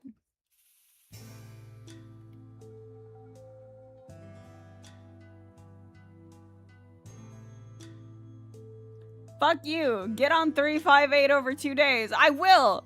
I've talked too much about people in both camps, and honestly, just play the game however you want. But if you try and force your way of playing the game onto me, go blow a toot or something. Right? It's like when someone's like, how do I watch Star Wars? And then you get sent a laundry list of different ways you can watch it. And it's like, bro, why does it have to be confusing? Why can't I not start at like game 1? Or why can't I just start watching this movie? This one seems the coolest. That's where I want to start. And I'm gonna do it that way. Fuck you.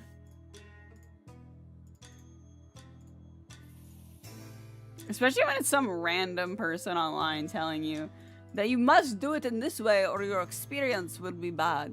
And it's like, I guess I'm gonna have a bad experience. I don't understand Star Wars. You have to play Battlefront 2. No, thank you.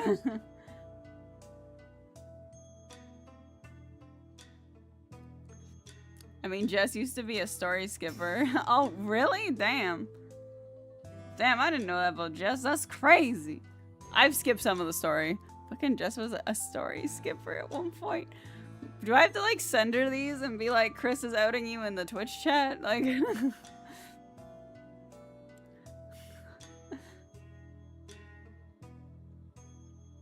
I've skipped some story. I can do that myself, okay? I skipped the Evil East story. I got for the Evil East raids. I was like, this shit too long, bro. I've already played 12. I know what's going on. Smile. For I've never played Tactics. There's certain things in 14 I have skipped. I've skipped a couple of Realm Reborn cutscenes. Like, play however you want, it doesn't matter. Exactly.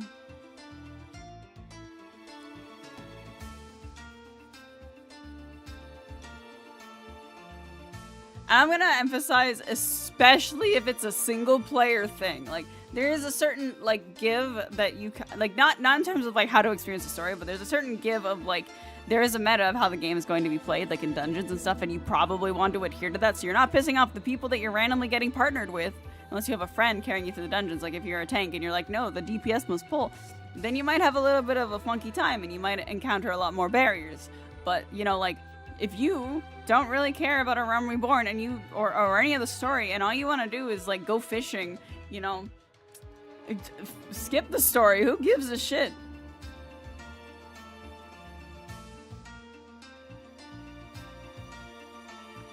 Man, I remember people making up people to get mad at. If you skip the story and ask me questions about the lore, I'm gonna be mean to you. If they're skipping the story, they don't care. Why are you making up someone to get mad at you, obtuse bitch? I agree with this.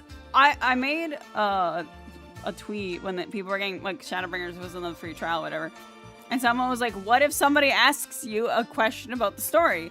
And I'm like, bro, I love this story. If somebody who skipped the story is like, can I ask you, like, this question about the story, you know, whatever, I would be, like, elated to be like, oh, you want to know about this? I got you. Like, this is the story. And then they have New Game Plus if they're legitimately interested in understanding it. Like, I don't know why we still have the same shit. Like, just let people play the game. And there's people who have read the story who don't understand the story. Oh, dear God, oh heck. So you are familiar with... Oh.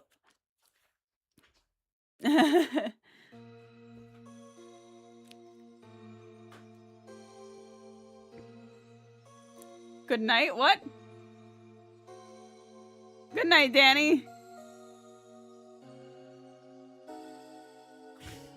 Have a good sleepy. I think Danny's falling asleep.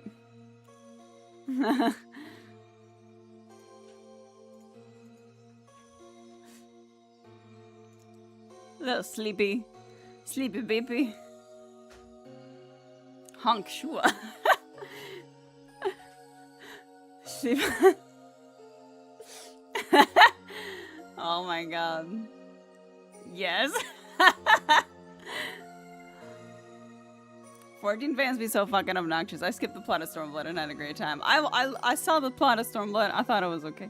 But yeah, I remember seeing, like, I've seen people be disappointed in the story because it didn't follow their headcanons. And at this point, it's just like, everyone's gonna go at this differently and everyone's gonna interpret it very differently. Even if they do, you know, experience it. So I don't really care if you want to come to concept. People are like, I love. Okay, can we talk about it for a second? Because the MSQ is the smallest, is the least amount of engagement that most people even do in the game. And I want to explain this in the way that, like, if you like Final Fantasy XIV for anything beyond the MSQ, you have probably spent more time doing that thing that you've ever spent doing MSQ. I've spent more time in Extreme Trials than I did doing the Dawn Trail MSQ. I've spent more time raiding in Dawn Trail than I spent doing the Dawn Trail MSQ. I spent more time crafting than I've probably done all of the MSQ. But people are like, the MSQ is so solely important and there's nothing else in the game if you skip MSQ. And it's crazy that we aren't, like, everyone's like, I have like 7,000 hours of playtime. And then they're like, but you can't skip the 200-hour MSQ. If you're making headcanons in 14, you can do that. I've seen people sit with sick character bios written from people RPing as Dragoons and Ishikari.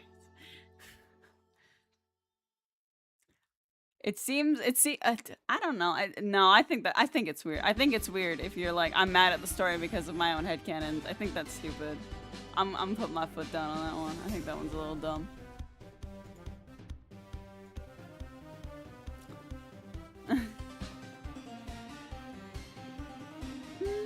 My character wouldn't have left Ul'dah, so my story ends at level 15 or something. My character wouldn't become a Scion of the 7th Dawn. I'm very disappointed in the MSQ. The story doesn't cater to me specifically, how dare they?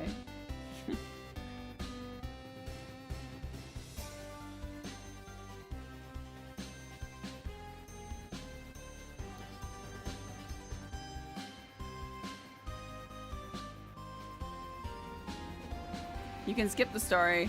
It's the only good part. Okay, wake me up when MSQ carries me through Evercold. Crafting will get me there. It's wild to see people say it's the only good part of the game while they accumulate more playtime than MSQ in Limsa. Anyways, my ass is also gonna honk shoo asleep on that thing. Have a good sleepies. Fill that belly with sushi and go.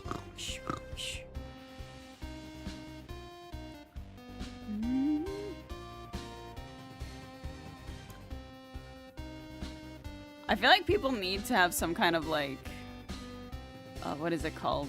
Compartmentalization, I suppose, between how do I actually feel about this and how does it affect my character, or, like, these characters, because those are very two different things. I should have sweet sushi dreams. Yippee! We love the sushi. I've only drawn clouds. I said I would draw wings. Let's turn them. How does this even look with all the other stuff on? I actually have a very lovely dream about being with Jess last night, so that'd be nice to repeat. Aw, that's cute. That's adorable. You and Jess are so good. Oh, for the headcanon part? I didn't mean for MSQ. More so for RP personal story stuff. If you want to RP a Gleaner, you go for it. Little Potato Girl. Yeah, I agree. Like, if you... Whatever you want to RP, whatever you want your character to be. But I think I've legitimately seen people that I've followed be like, you know, like insert patch or whatever, and be like, I hated it because it ruined my headcanon for my character. And I feel like it should be two different things, where you're like, wow, this really sucks for my character, but this is how I feel about it. So it's a little weird to me. I know I'm not the demographic for it, but it feels a little weird to me, and I'm gonna keep, that's my opinion.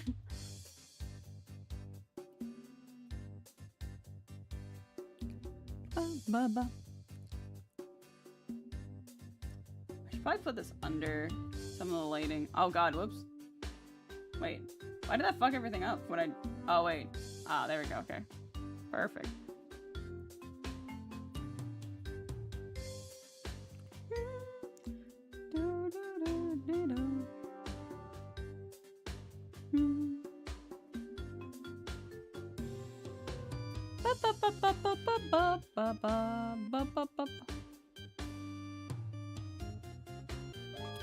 Hi, Valen, how are you?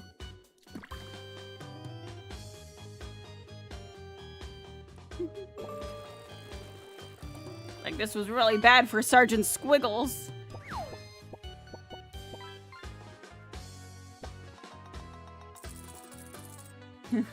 Oh my god, you got Chort! The first Chort! The first Chort has been found! Valen did it!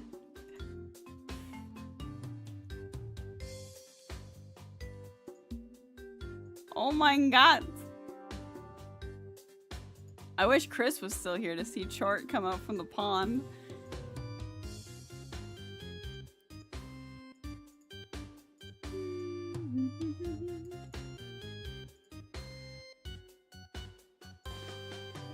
I'm alright. I got Chort. I'm feeling better now. Hell yeah. Let's go. I find it funny we're mad about this now when 14 has always railroaded the Warrior of Light into certain choices. The fact that the game told me no when I wanted to hang Fordola despite giving me the choice is so fucking hilarious. Right? And if you did pause, yeah, when the queen lady, when you were like, the game was like, do you give her mercy or do you kill her? And then it doesn't matter which one you picked. Just the outcome is you gave her mercy. I think. What was it? Yeah.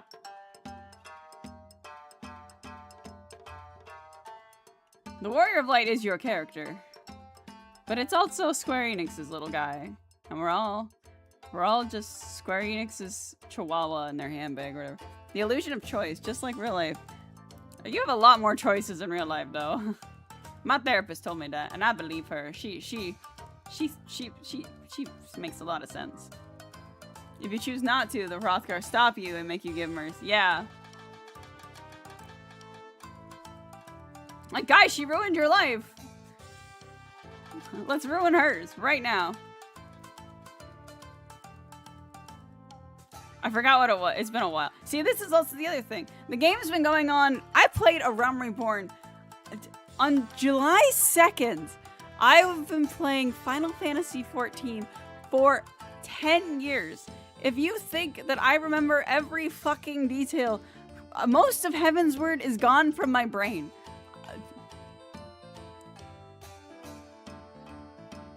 Most of A Realm Reborn is also gone from my fucking brain. So, like, if you expect everybody to remember every single detail and make every single piece of content mandatory, you're asking for a lot of I do not remembers.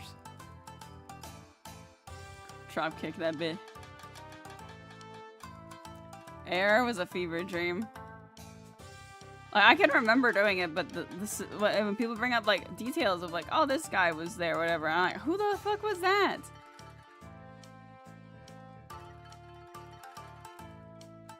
Go talk to the dude at the top of the Astrologians Tower in Korthus. Again, I don't know what his name is. I spoke to him many a time.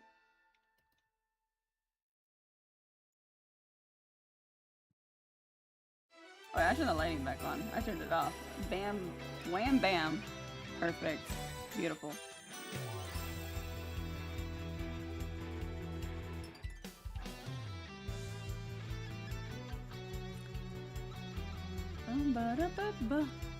Gun to my head if you ask me what happened in the plot of Shadowbringers. I can't tell you. That's crazy.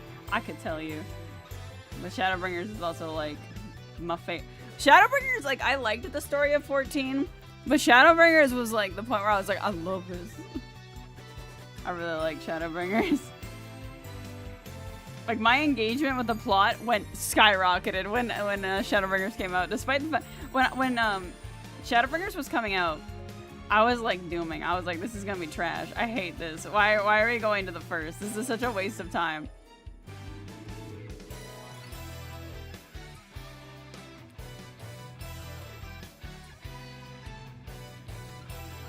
And then it was fantastic. I loved it. It was great.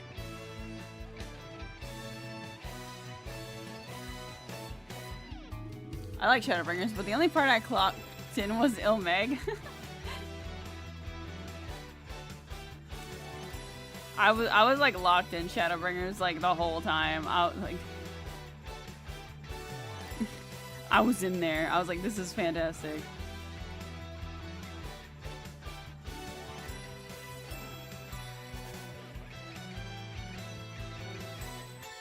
Oh my god, 5 stream streaks.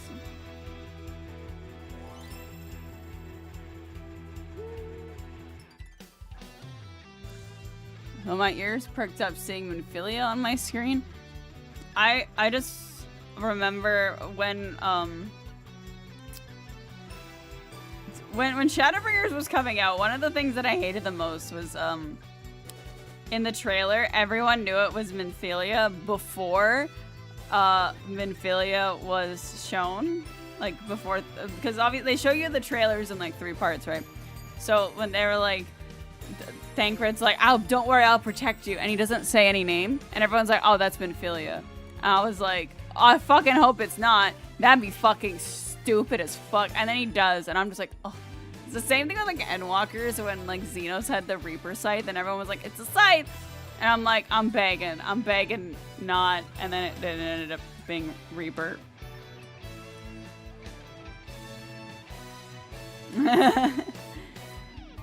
I'm just a little hater sometimes.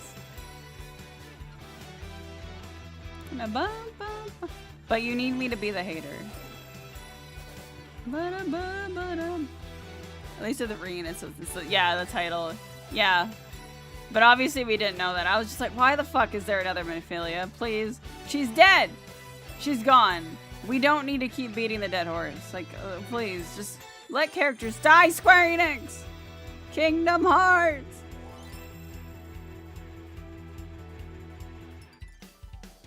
I need to bring my hater energy into EverQuest. I need to start doing that. I need to start being like, why are we going to the 4th? That's stupid. We should be going to the 11th.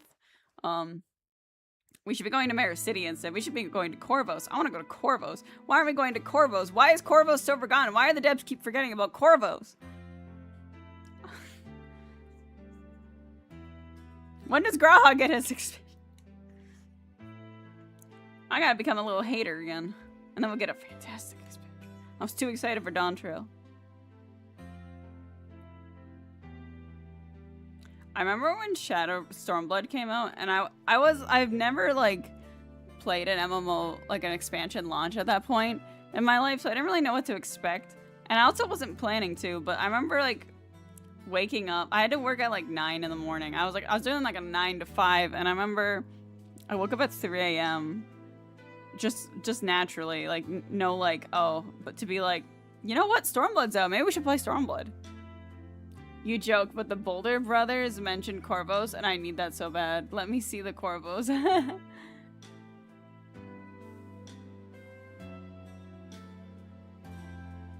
Let's go to Corvos.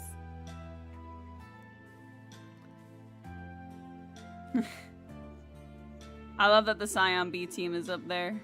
B teaming it up.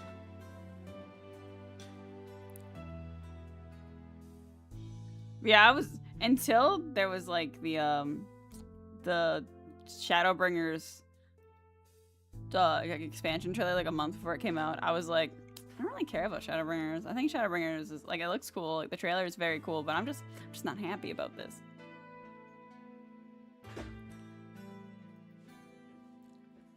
And then all that stuff. I gotta engage hater energy. Holy shit, that's huge! It's like nothing. It's like, yeah, it feels empty. Cheeseburger in a small fry. Oh what is this? Sprite. I think it's the one that's supposed to go with it. Oh my god. So the K-pop Demon Hunter thing in Canada finally came out, and now I've just had it delivered to my desk. I need to turn my light on. Hi, Felix. Oh my god, I'm an adult.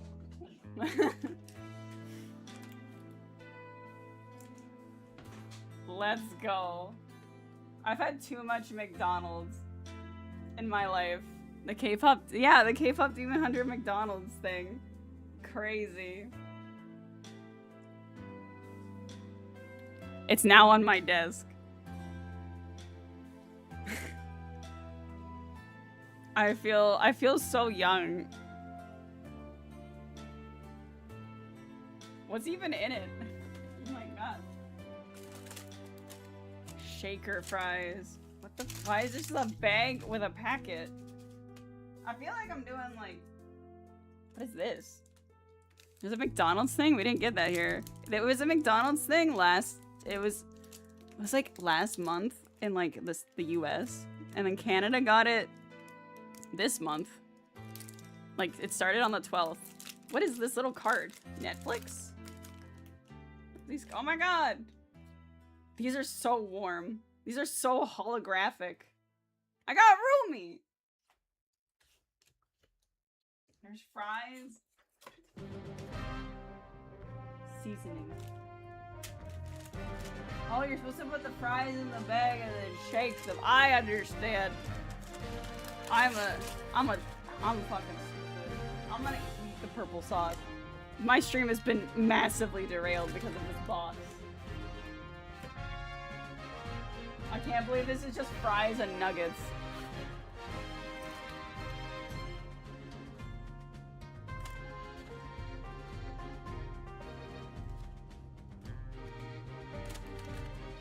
Ugh. I'm about to shake this up. We're going up, up, up, ba-da, ba-da, da. Na-na-na-na-na-na-na. Felix, you're a little kitty. Whoa,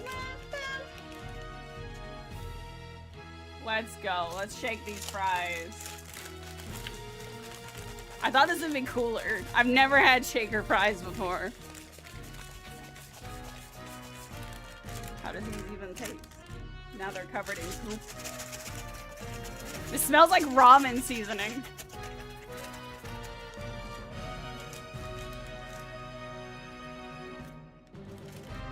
That's something.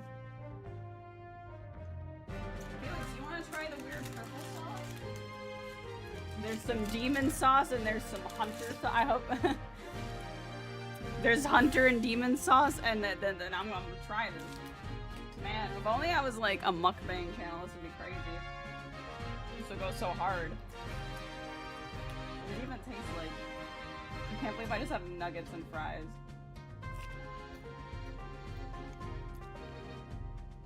This is so mid, yeah. That's spicy.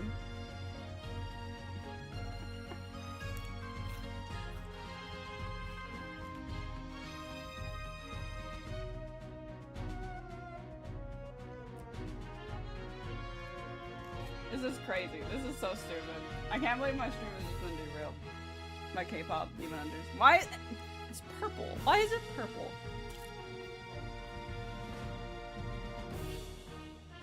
The purple one just tastes like mustard. And the other one's just spicy.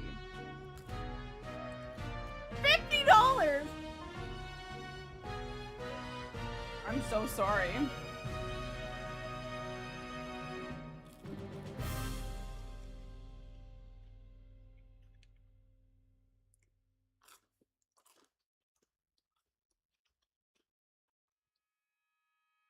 You want to get the breakfast ones next? No, I'm joking.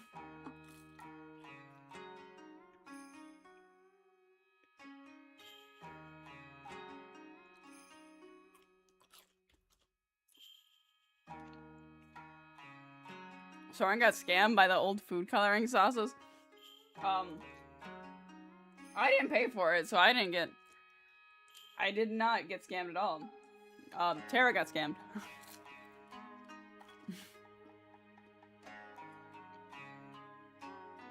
The purple one is really just mustard.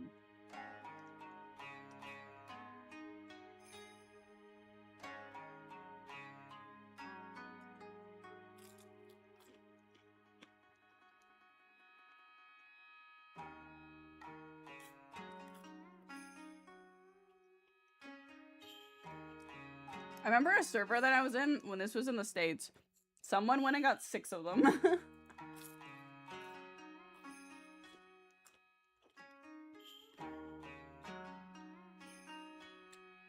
McDonald's letting me down again.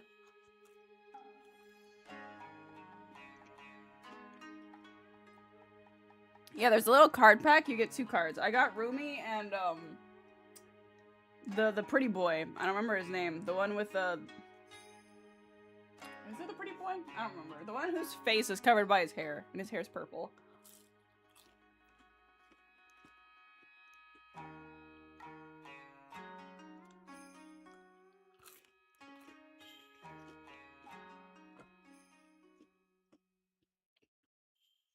I hope you can hear me chewing. Eating my K-pop Demon Hunter box.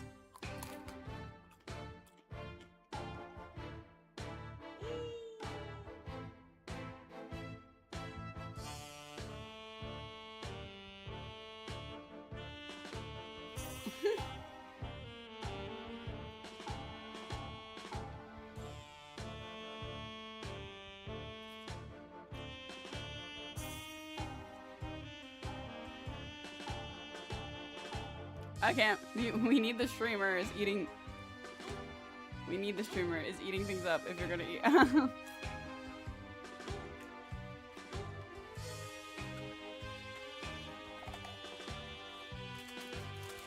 there's some like Sprite Berry Bliss thing.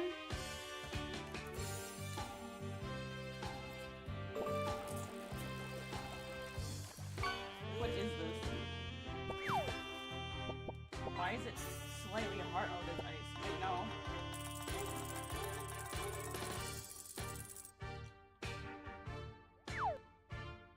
That's so sweet. Oh my god. So I thought the sauce was gonna taste like.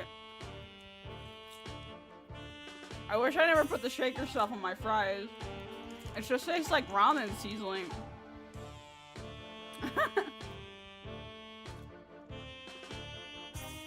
Well, I waited a whole month to get these. It feels funny. That makes it worth it, right?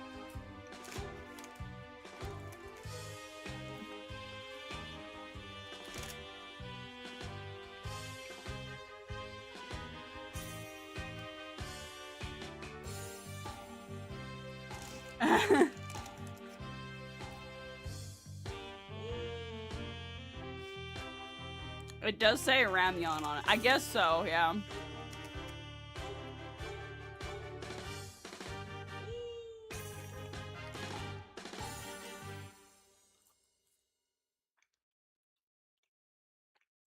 How do you, I looked at Discord, Valen. How do you know if you either bought or rented it from where you haven't? Oh.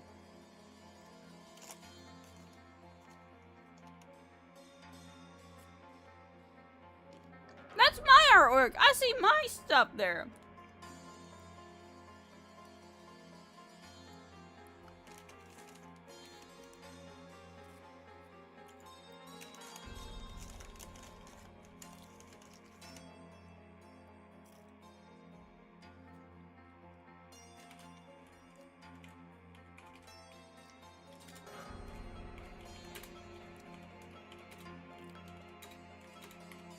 Wow.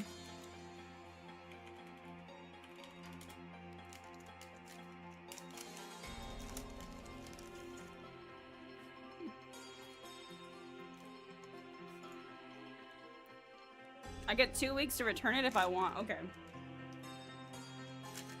Fair enough, fair enough.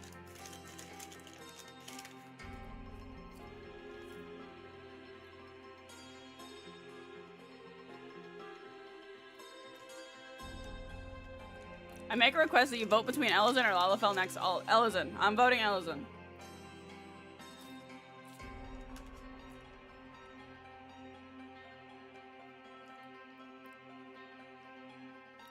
Also, yeah, of course I had to print Malshina, and Kashiwagi will be printed too when I get more film.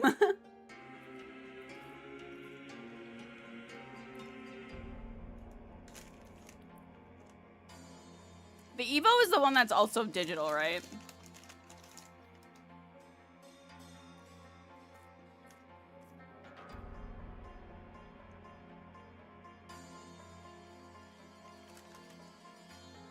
I was gonna toss Viera on there, but making a good Viera is hard.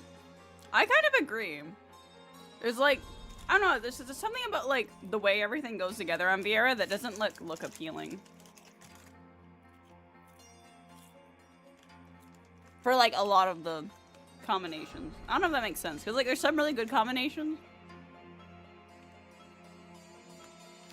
But like, I don't want to be like everybody else.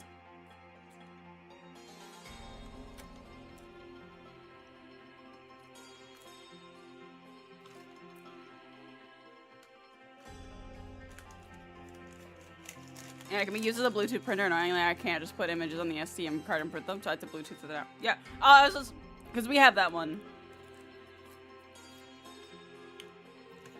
It's really neat. I like it.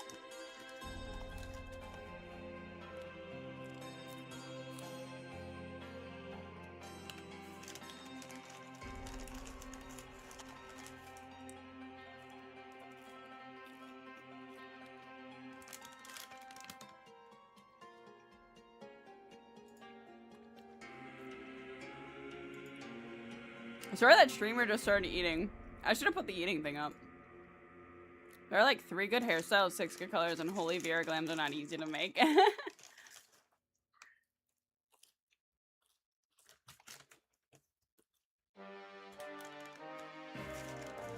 remember when Viera came out, I was like, oh, I'll like be Viera for a bit, and I never did. And then male Viera came out, and I was a male Viera for like a week, and then I went back to being a cat.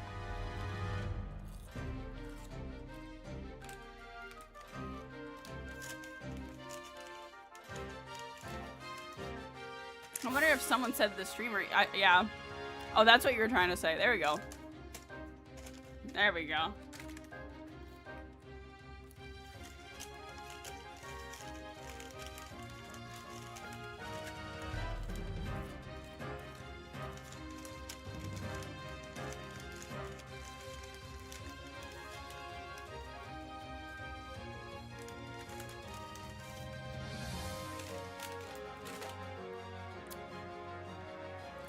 I'm gonna go wash my hands off of seasoning, but says the one who a few weeks ago was like, I want to be a cat girl.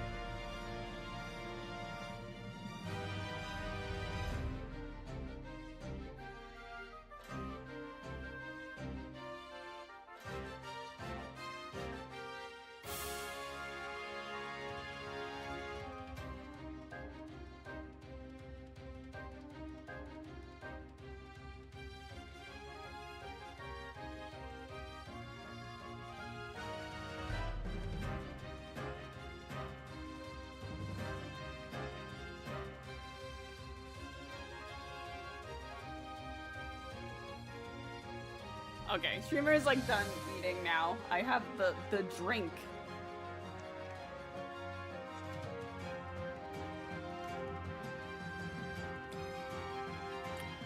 I got the Evo for now, so I can use it for my next convention. Hell yeah, that's cool. My friend Jess, who Chris was talking about, Chris's girlfriend, she went to FanFest and like took pictures of cosplayers and gave them little Instax prints of their cosplay. And I think that's really cute. That's such a cute thing to do. If they had a dog race, it's GG for the cats. That's fine. I'm gonna remain a cat. I'm a cat girl. My hand. I can't believe I bought that. That was so mid.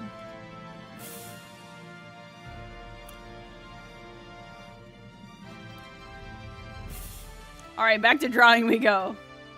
Streamer is drawing now. Why does it sound like a final boss fight?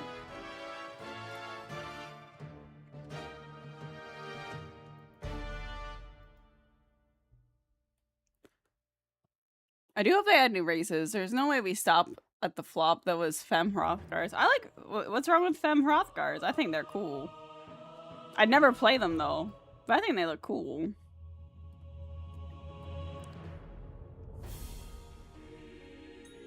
The cards are worth it, though, right? I'm not sure. I mean, I like the roomy one. It's okay.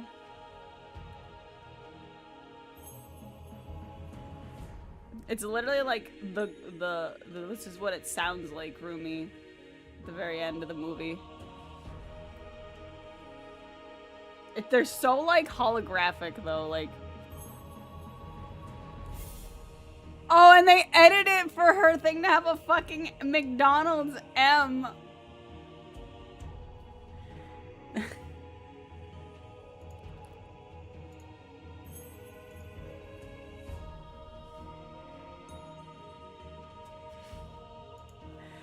They're so mid.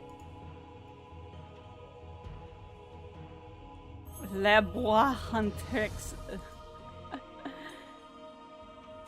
I like that it's the same thing and it's French. If my one Femme Hrothgar rep was Wicklamat, I wouldn't play them either. It's also hard making Femme Hrothgars look good given how Glebs look at them. I think Wicklamat looks adorable. I love the little lion girl. Here, I'll share a picture of my cards that I got. They're just so holographic.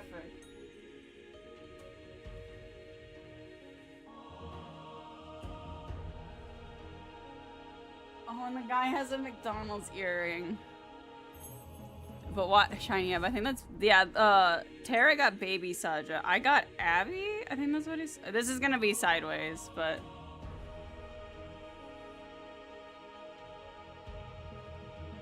I also have a blue light on my desk, so they're just glowing blue now.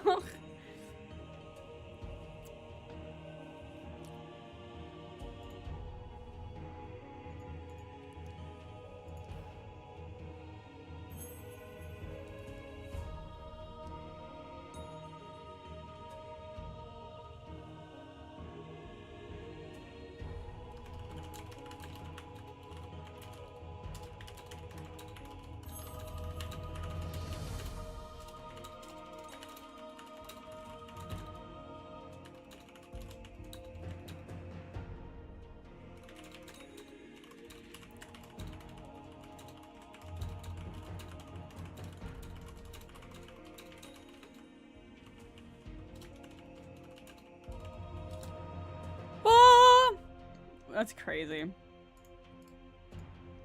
What a wild thing to spend money on.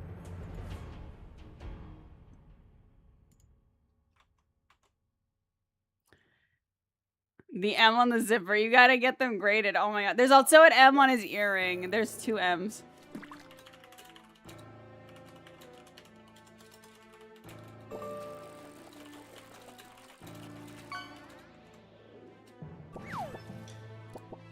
One day I get short. Valen got short. The entire interior looks different from McDonald's, so that's...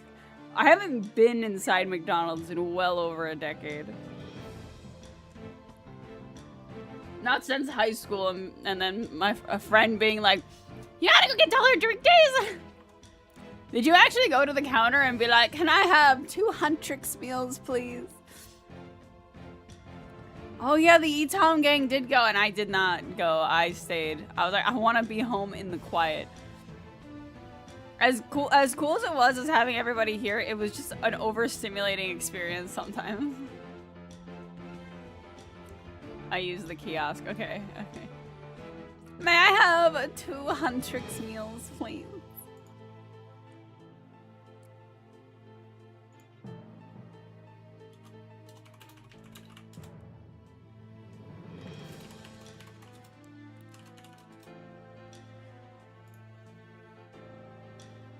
For someone who hasn't been to McDonald's in forever, those kiosks are like saver. Fuck talking to anyone. I don't mind talking to people sometimes, but like, I don't know. I feel. One time I went and got a phone, and the person called me up for wanting a phone for Pokemon Go. Like, may I have my Huntrix meals, ma'am? Sir? And I finished with the blue. I don't know why I just stopped the blue.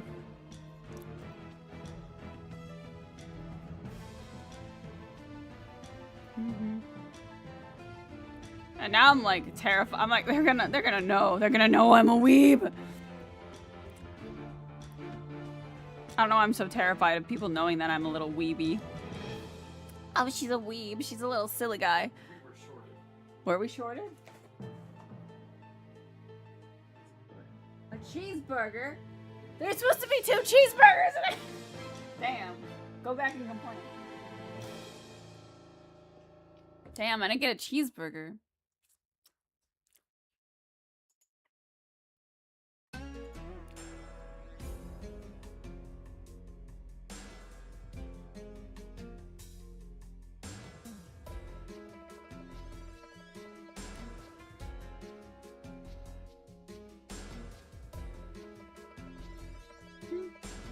You love the cat on the internet, we know.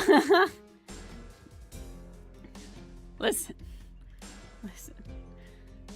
But not everybody knows, okay? Not everybody knows that I LARP. I don't tell people and that I know in real life that I'm a cat girl on the internet.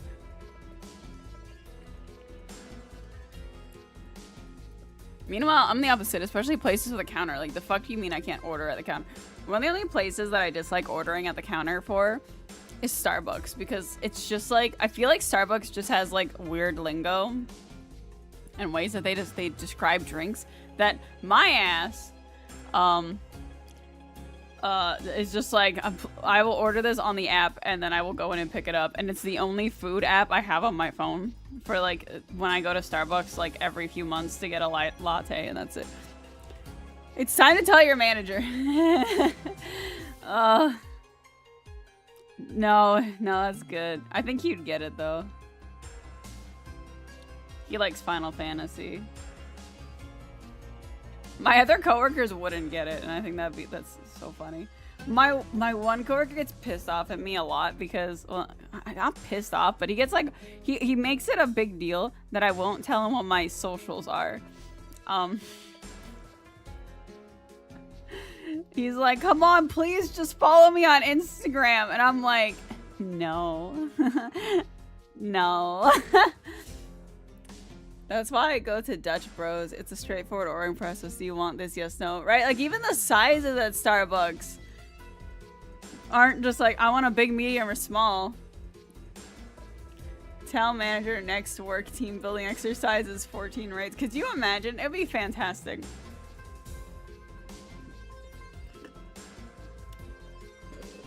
Oh, okay, so this is a really old story, but there are people at my work. Oh my god, what is this thick? I don't like the foam. Why is there foam in the Sprite? It's weird. So, a really long time ago, there's 2 people at my work who know that I exist on the internet and how to find me. It's terrifying. One still works there. I think they both still work there, but one is, I believe he's part-time now. He used to be a manager, not like the manager, but like one of the, like, you know, like a middleman, like between you and like your manager kind of person, like a supervisor, I suppose, would be a better way to describe it. And he, one, knew that I streamed, has one been in the stream before, which was terrifying. We've played Smash together one time, and he's vaguely aware of my art. And so he was like, he bought a print from me like a decade ago, my Oscar one, and at the time my manager wasn't my manager. He was a different manager for a different place, but he saw him with the artwork and he told him who did it. And then my manager, before he was my manager, came up to me and he was like, I saw the thing you drew. It looked very good. And I'm like, oh no.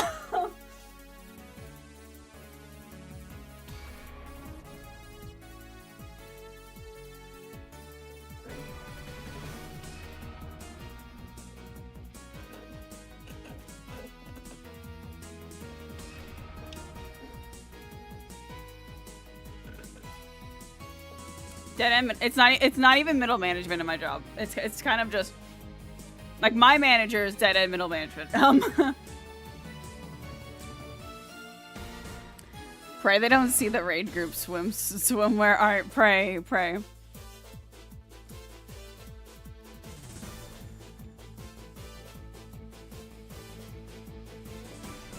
And then I showed one other person my artwork at my job, and they don't work there anymore. They quit, and I've never spoken to them since. But they thought my artwork would look cool, and I was like, great. What's one you wouldn't want them to see? Well, most of the ones I wouldn't want anyone to see were never publicly posted. So the people who are the owners of those unpublicly posted ones, I believe it's those. Let me. I mean, I wouldn't want them to see my old stuff because that would be like embarrassing, right? Like if my manager was like, "Oh, what are you drawing?" and I'm like, "This, you know, this," and just like carry on with your day, you know. She's a little weird.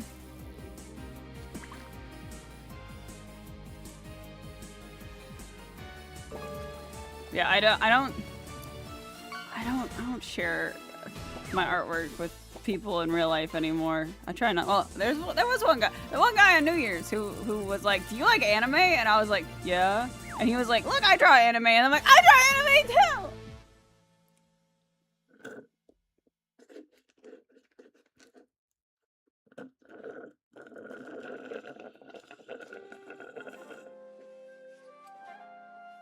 I don't like this. Why is it so weird?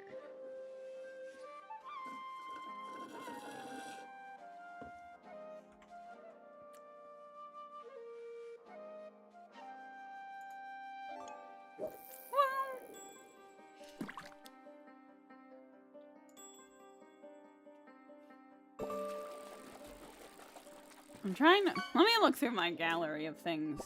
Let me go to DeviantArt because that's where all the embarrassing old shit is. What I wouldn't want people to see?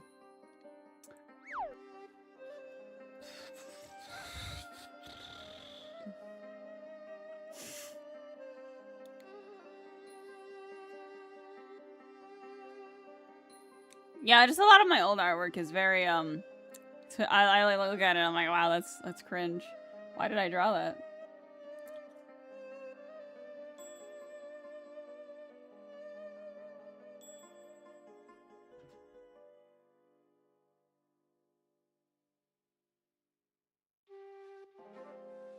I just got a message from my on my phone, and I was like, "Oh God, it's my manager." Maybe it wasn't my manager. I just got really scared for a second. I finally went to the doctor for the first time in 5 years. I had to get a workout routine to strengthen my knee ever since I gave up on. Oh shit! You do it to get to where you are. That's a very good way to think about it. But I don't want to delete my old artwork. Like, I'm not like, oh, my gallery must be perfect, especially on DeviantArt. But it's also just like, oh, I look back and I'm like, oh, why did I think that was good at the time? Oh, it was certainly a different time.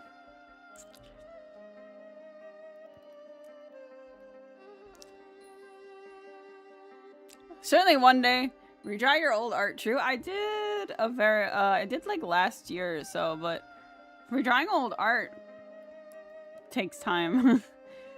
And I like to move on to new things. When you live in the past, you're not moving forward. When you're redrawing old artwork, you're not moving forward.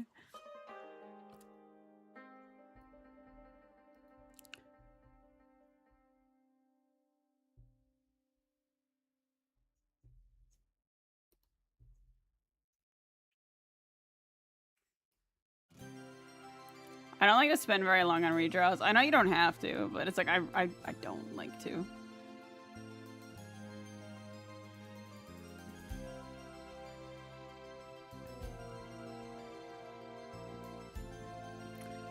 So what you're saying is it's time to draw every Zero Escape character. I should draw every Zero Escape character as a Final Fantasy XIV job. Deliberate. I think Clover would be a warrior.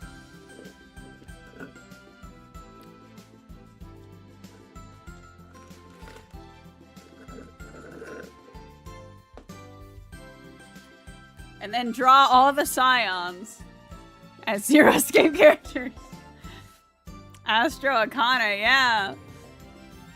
I can't believe I just pulled that out of my ass. That'd be actually really good. So 0 from 3 would be Samurai.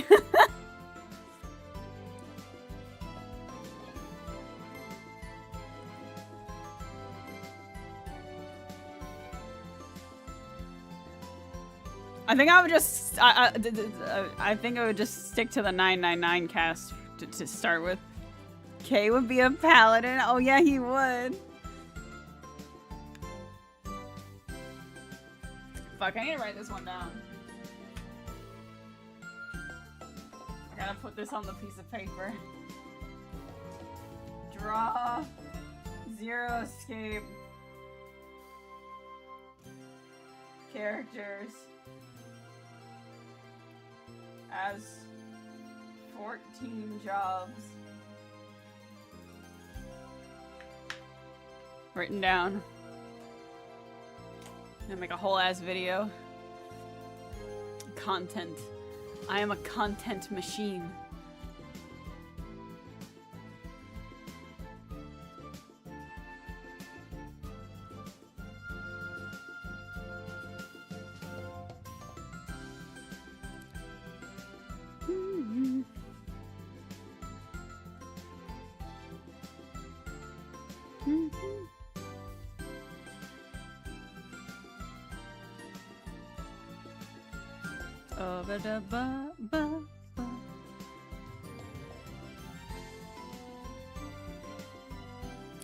Make like the 10th man a weaver since he's like fabricating bullshit.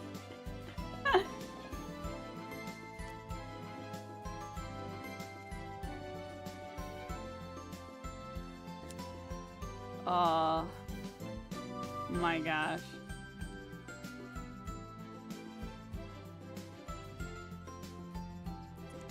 I think Santa would be like a ninja, Lotus, a dancer. Who are the other characters? There's Clover. Clover would be a warrior. She had that axe. What would Snake be? Oh, what a good question. What would Snake be? Oh, he could be a viper. What could Snake be? Snake, a slithery snake. I feel like actually Viper. Ace, a summoner, yeah.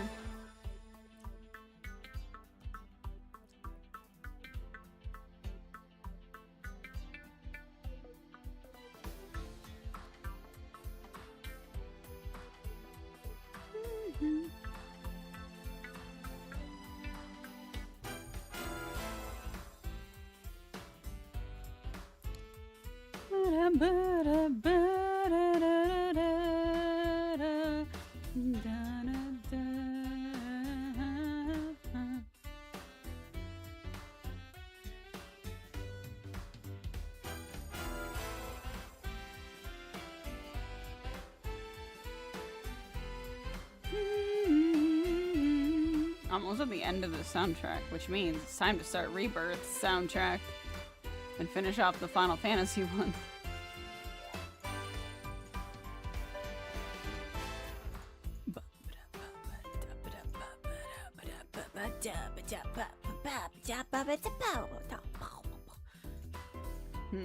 I might start this in the future.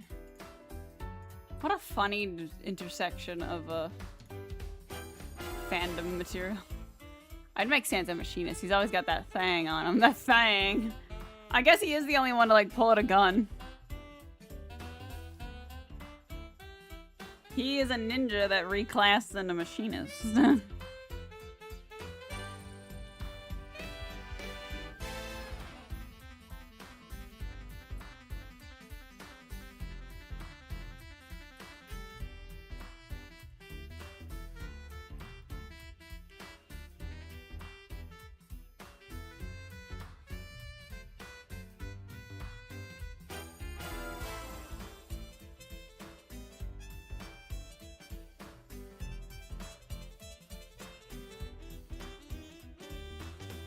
The song kind of reminds me of Donkey Kong Country a little bit.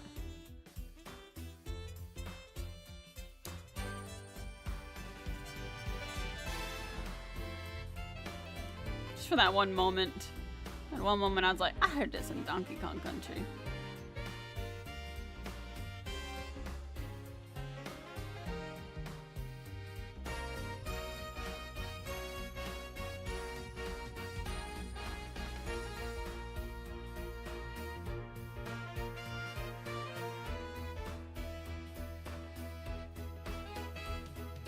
Reminds me of that video someone made ever since Glamours became free and the big hulking guy in dark armor had a white mage maple stick. Amazing.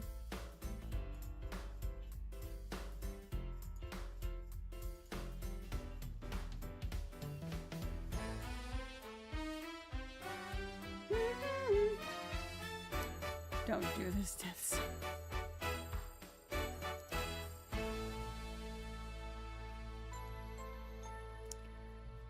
Who else is in Zero Escape? I think there's like Alice. As like an actual character. I don't know what she would be. But that's also getting into VLR, technically.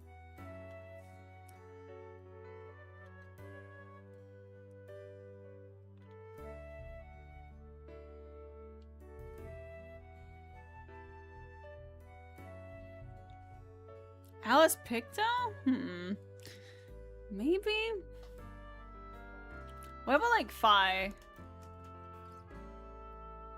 I feel like Fi would be a scholar because she was really smart. She was like one of the smartest people on the whole moon.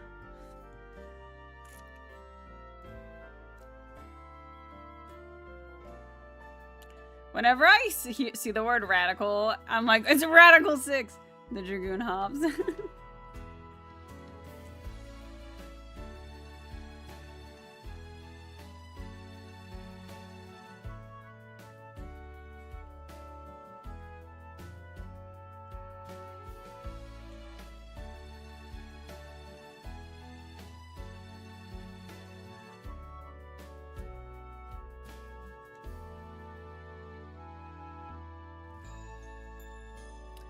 Who do you think taught Asinian how to dropkick in Evercold? I think he came with it pre-installed on his Xbox.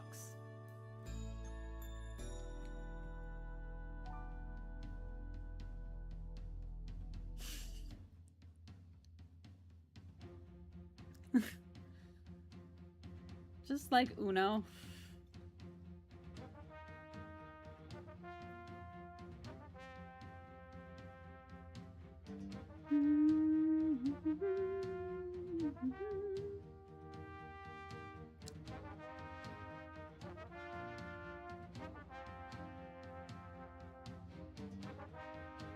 Ba, ba, ba, ba, ba, ba. I have spear, but I use my feet.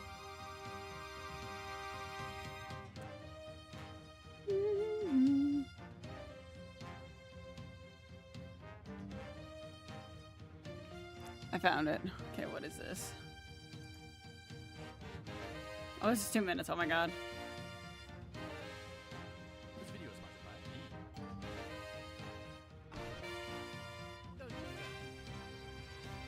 1 second, I'm gonna pause the music. I'm not gonna share the video. Classic party setup, and what a classic looking team.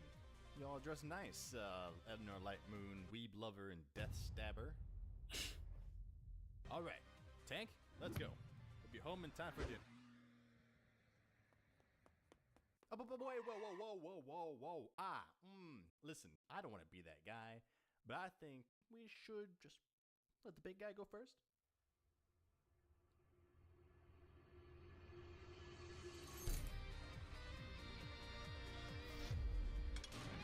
Oh my god, this is so stupid.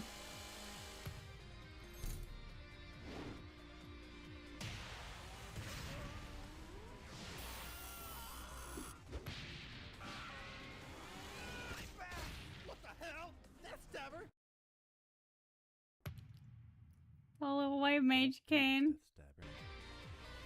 That's so Hey! Don't give him an intro. Don't zoom in. What's the stick? And don't zoom in a the stick. death stick of death. Don't give him a multi-camera angle on the stick. And there he goes. Crazy times we live in, huh? No worries. I'm a DPS just like you. Yeah, right. Not everything has to change, huh?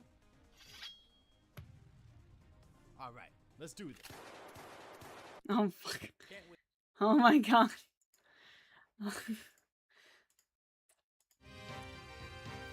Pull out your gun, samurai.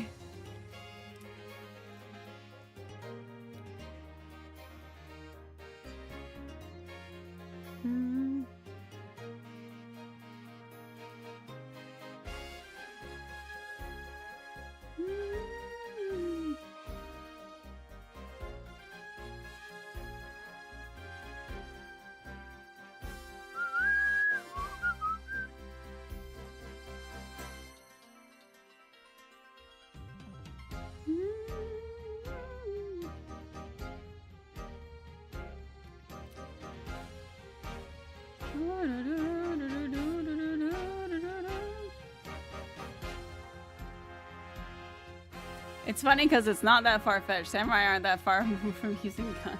Yeah. But in my fantasy game, in my Final Fantasy, samurais using guns? Impossible.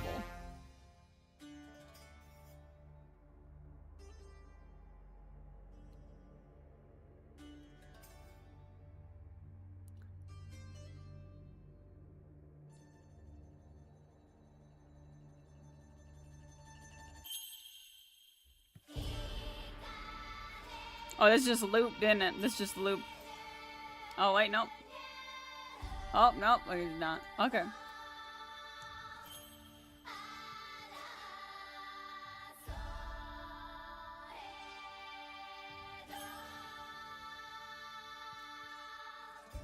Last time I streamed art, I came back to my desk with this soundtrack looping, and I was like, oh shit. It's been like 3 hours. This is played like 4 times.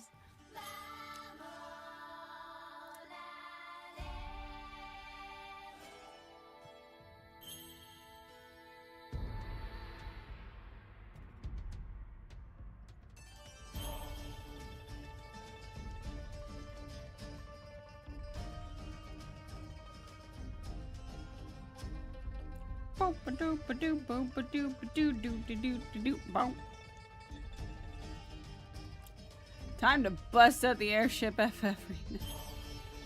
Hell yeah. Let's go.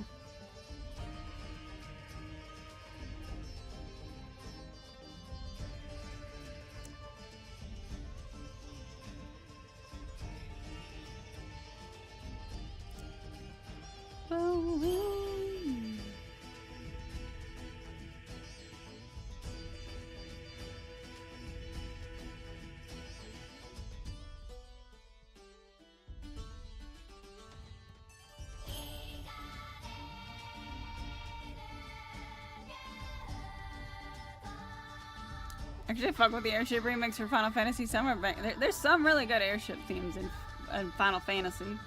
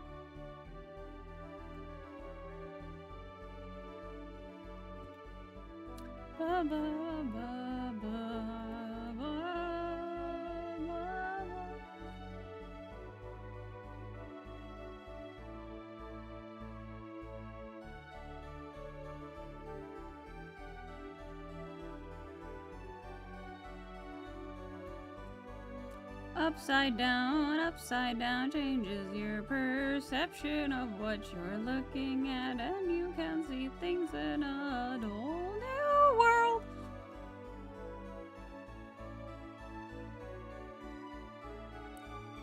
Yeah, Felix, what's up, little man? Welcome to the stream, Felix. You are adorable and very, very cute. Ja? Oh ja? Oh mein Gott, und Katzen. He got much to speak about. Hi. Are you hungry? Have you not been fed yet? Do you hunger for blood? Yes, you do.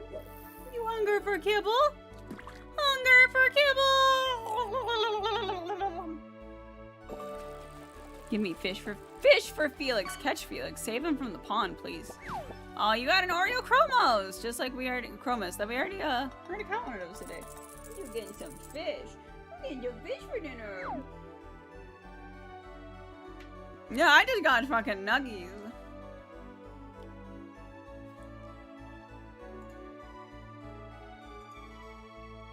Ow!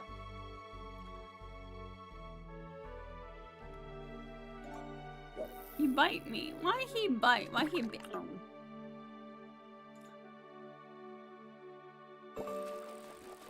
Fish for das und Felix. Hello.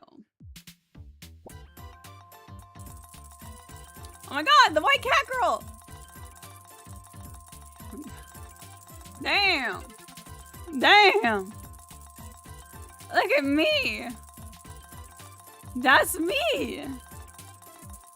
You caught me in the pond!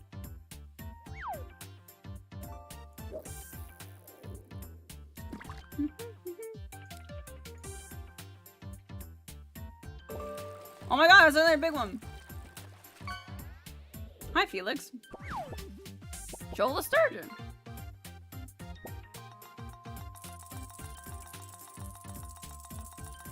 Felix heard fish and got very offended nothing was there. He's sniffing my berry blast thing.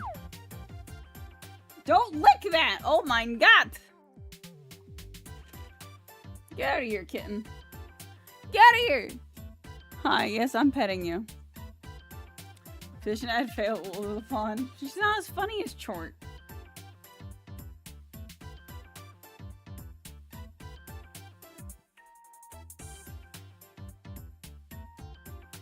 For the petition to pass, it will require at least 5 signatures from chat.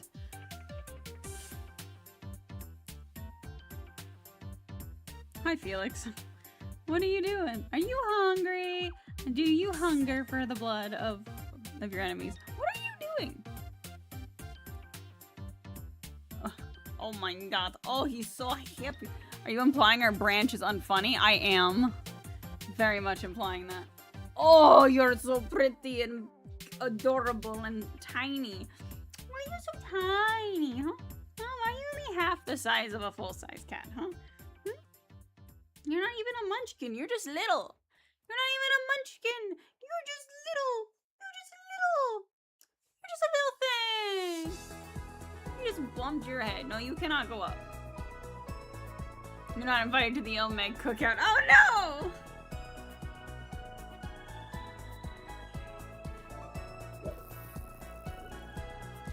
Felix, we don't get to go to the Elmeg cookout. That means you're not invited either, Felix. Because you can only go with adult supervision because you're a baby. Why is the last song on here called Will You Marry Me? What happens at the end of Ace Attorney? Spirit of Justice.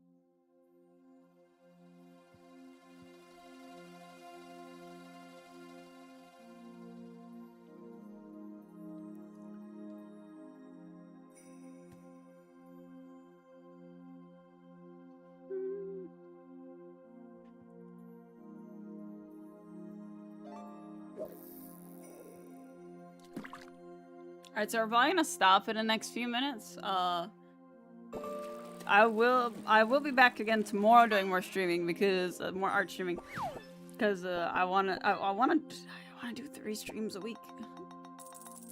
So I'm gonna stream again tomorrow and do some more art. We'll never know what happened in Ace Attorney. Never ever.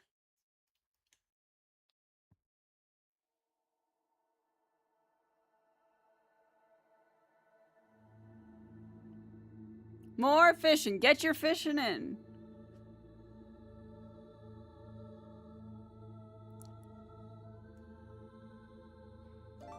I think I'll add just more. There's so much lighting on here that I'm like pulling the wrong colors. It's so great. I love it.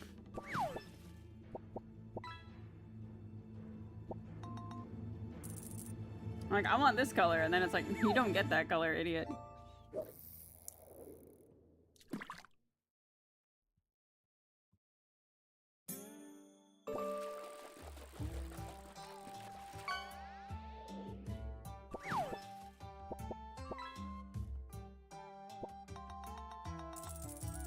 Look at that! A Nimbochromis! Oh, these chromuses.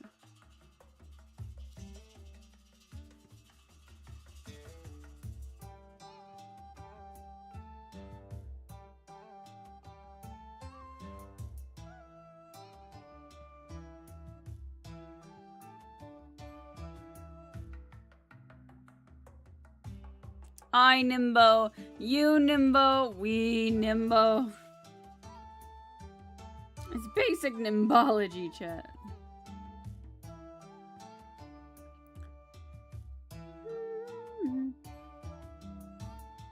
Okay, I might turn off some of this lighting a little bit.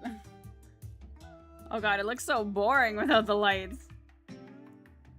Maybe it doesn't. Maybe it doesn't.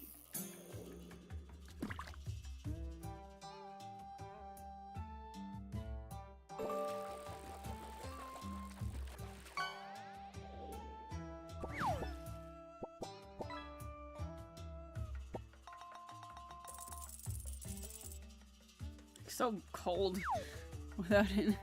I love you're all just fishing now. You're like, oh no, the stream is gonna end. If we keep fishing, the stream will never end. It's the stream that never ends. We keep fishing on Mine Friends.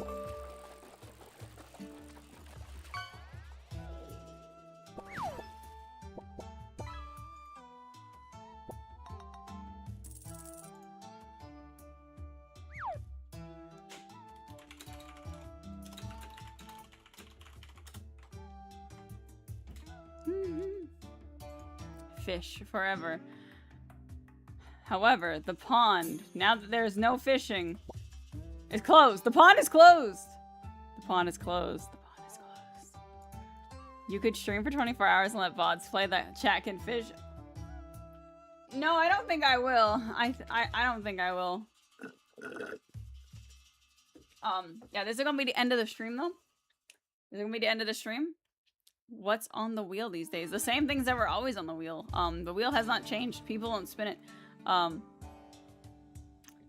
this is gonna be the end of the stream. Do not roll the wheel. Do not. I will refund you if you roll the wheel at this point. And then you can roll. I will be back tomorrow. So if you want to roll the wheel, you do it tomorrow. If you can afford it. I don't know what you can afford, but yeah, if you I will be back tomorrow at the normal time. Streaming more art again tomorrow. So if you want to roll the wheel, feel free. Yeah, thank you guys for hanging out. Not much happened. It was a lot of yapping. And then I ate the K-pop Demon Hunters thing. And apparently we were shorted the cheeseburgers. I didn't even get to eat the K-pop Demon Hunter cheeseburger, which is probably just a regular cheeseburger. I'm so sad. But yeah, I will be back tomorrow for more art. And then Sunday, we will continue Ace Attorney. The next case is Apollo versus Phoenix, and I'm kind of excited for that one. In a week, I will be on vacation, like from my job. So I don't know if I'm going to make a schedule for not next week, but the week after. but I might make a schedule. But there might just be like random streams because I'll have time to just sit there and draw, and you know, I won't be tired all the time. But that might happen, might not. I always kind of say like I'm on vacation from work or I'm off and I might stream, and then I never end up streaming, you know, because I'm just like that. I'm just that kind of girl, you know. I keep you on your toes. But yeah, I'm on vacation from work like in a week. Like in a week at this time, I'm gonna be enjoying my first night off of work, and that sounds delicious and fabulous, and I'm very excited. But yeah, thank you guys for watching. Thank you for hanging out, and I hope you guys had a good time, fun time, and I will hopefully see you all tomorrow. Bye bye.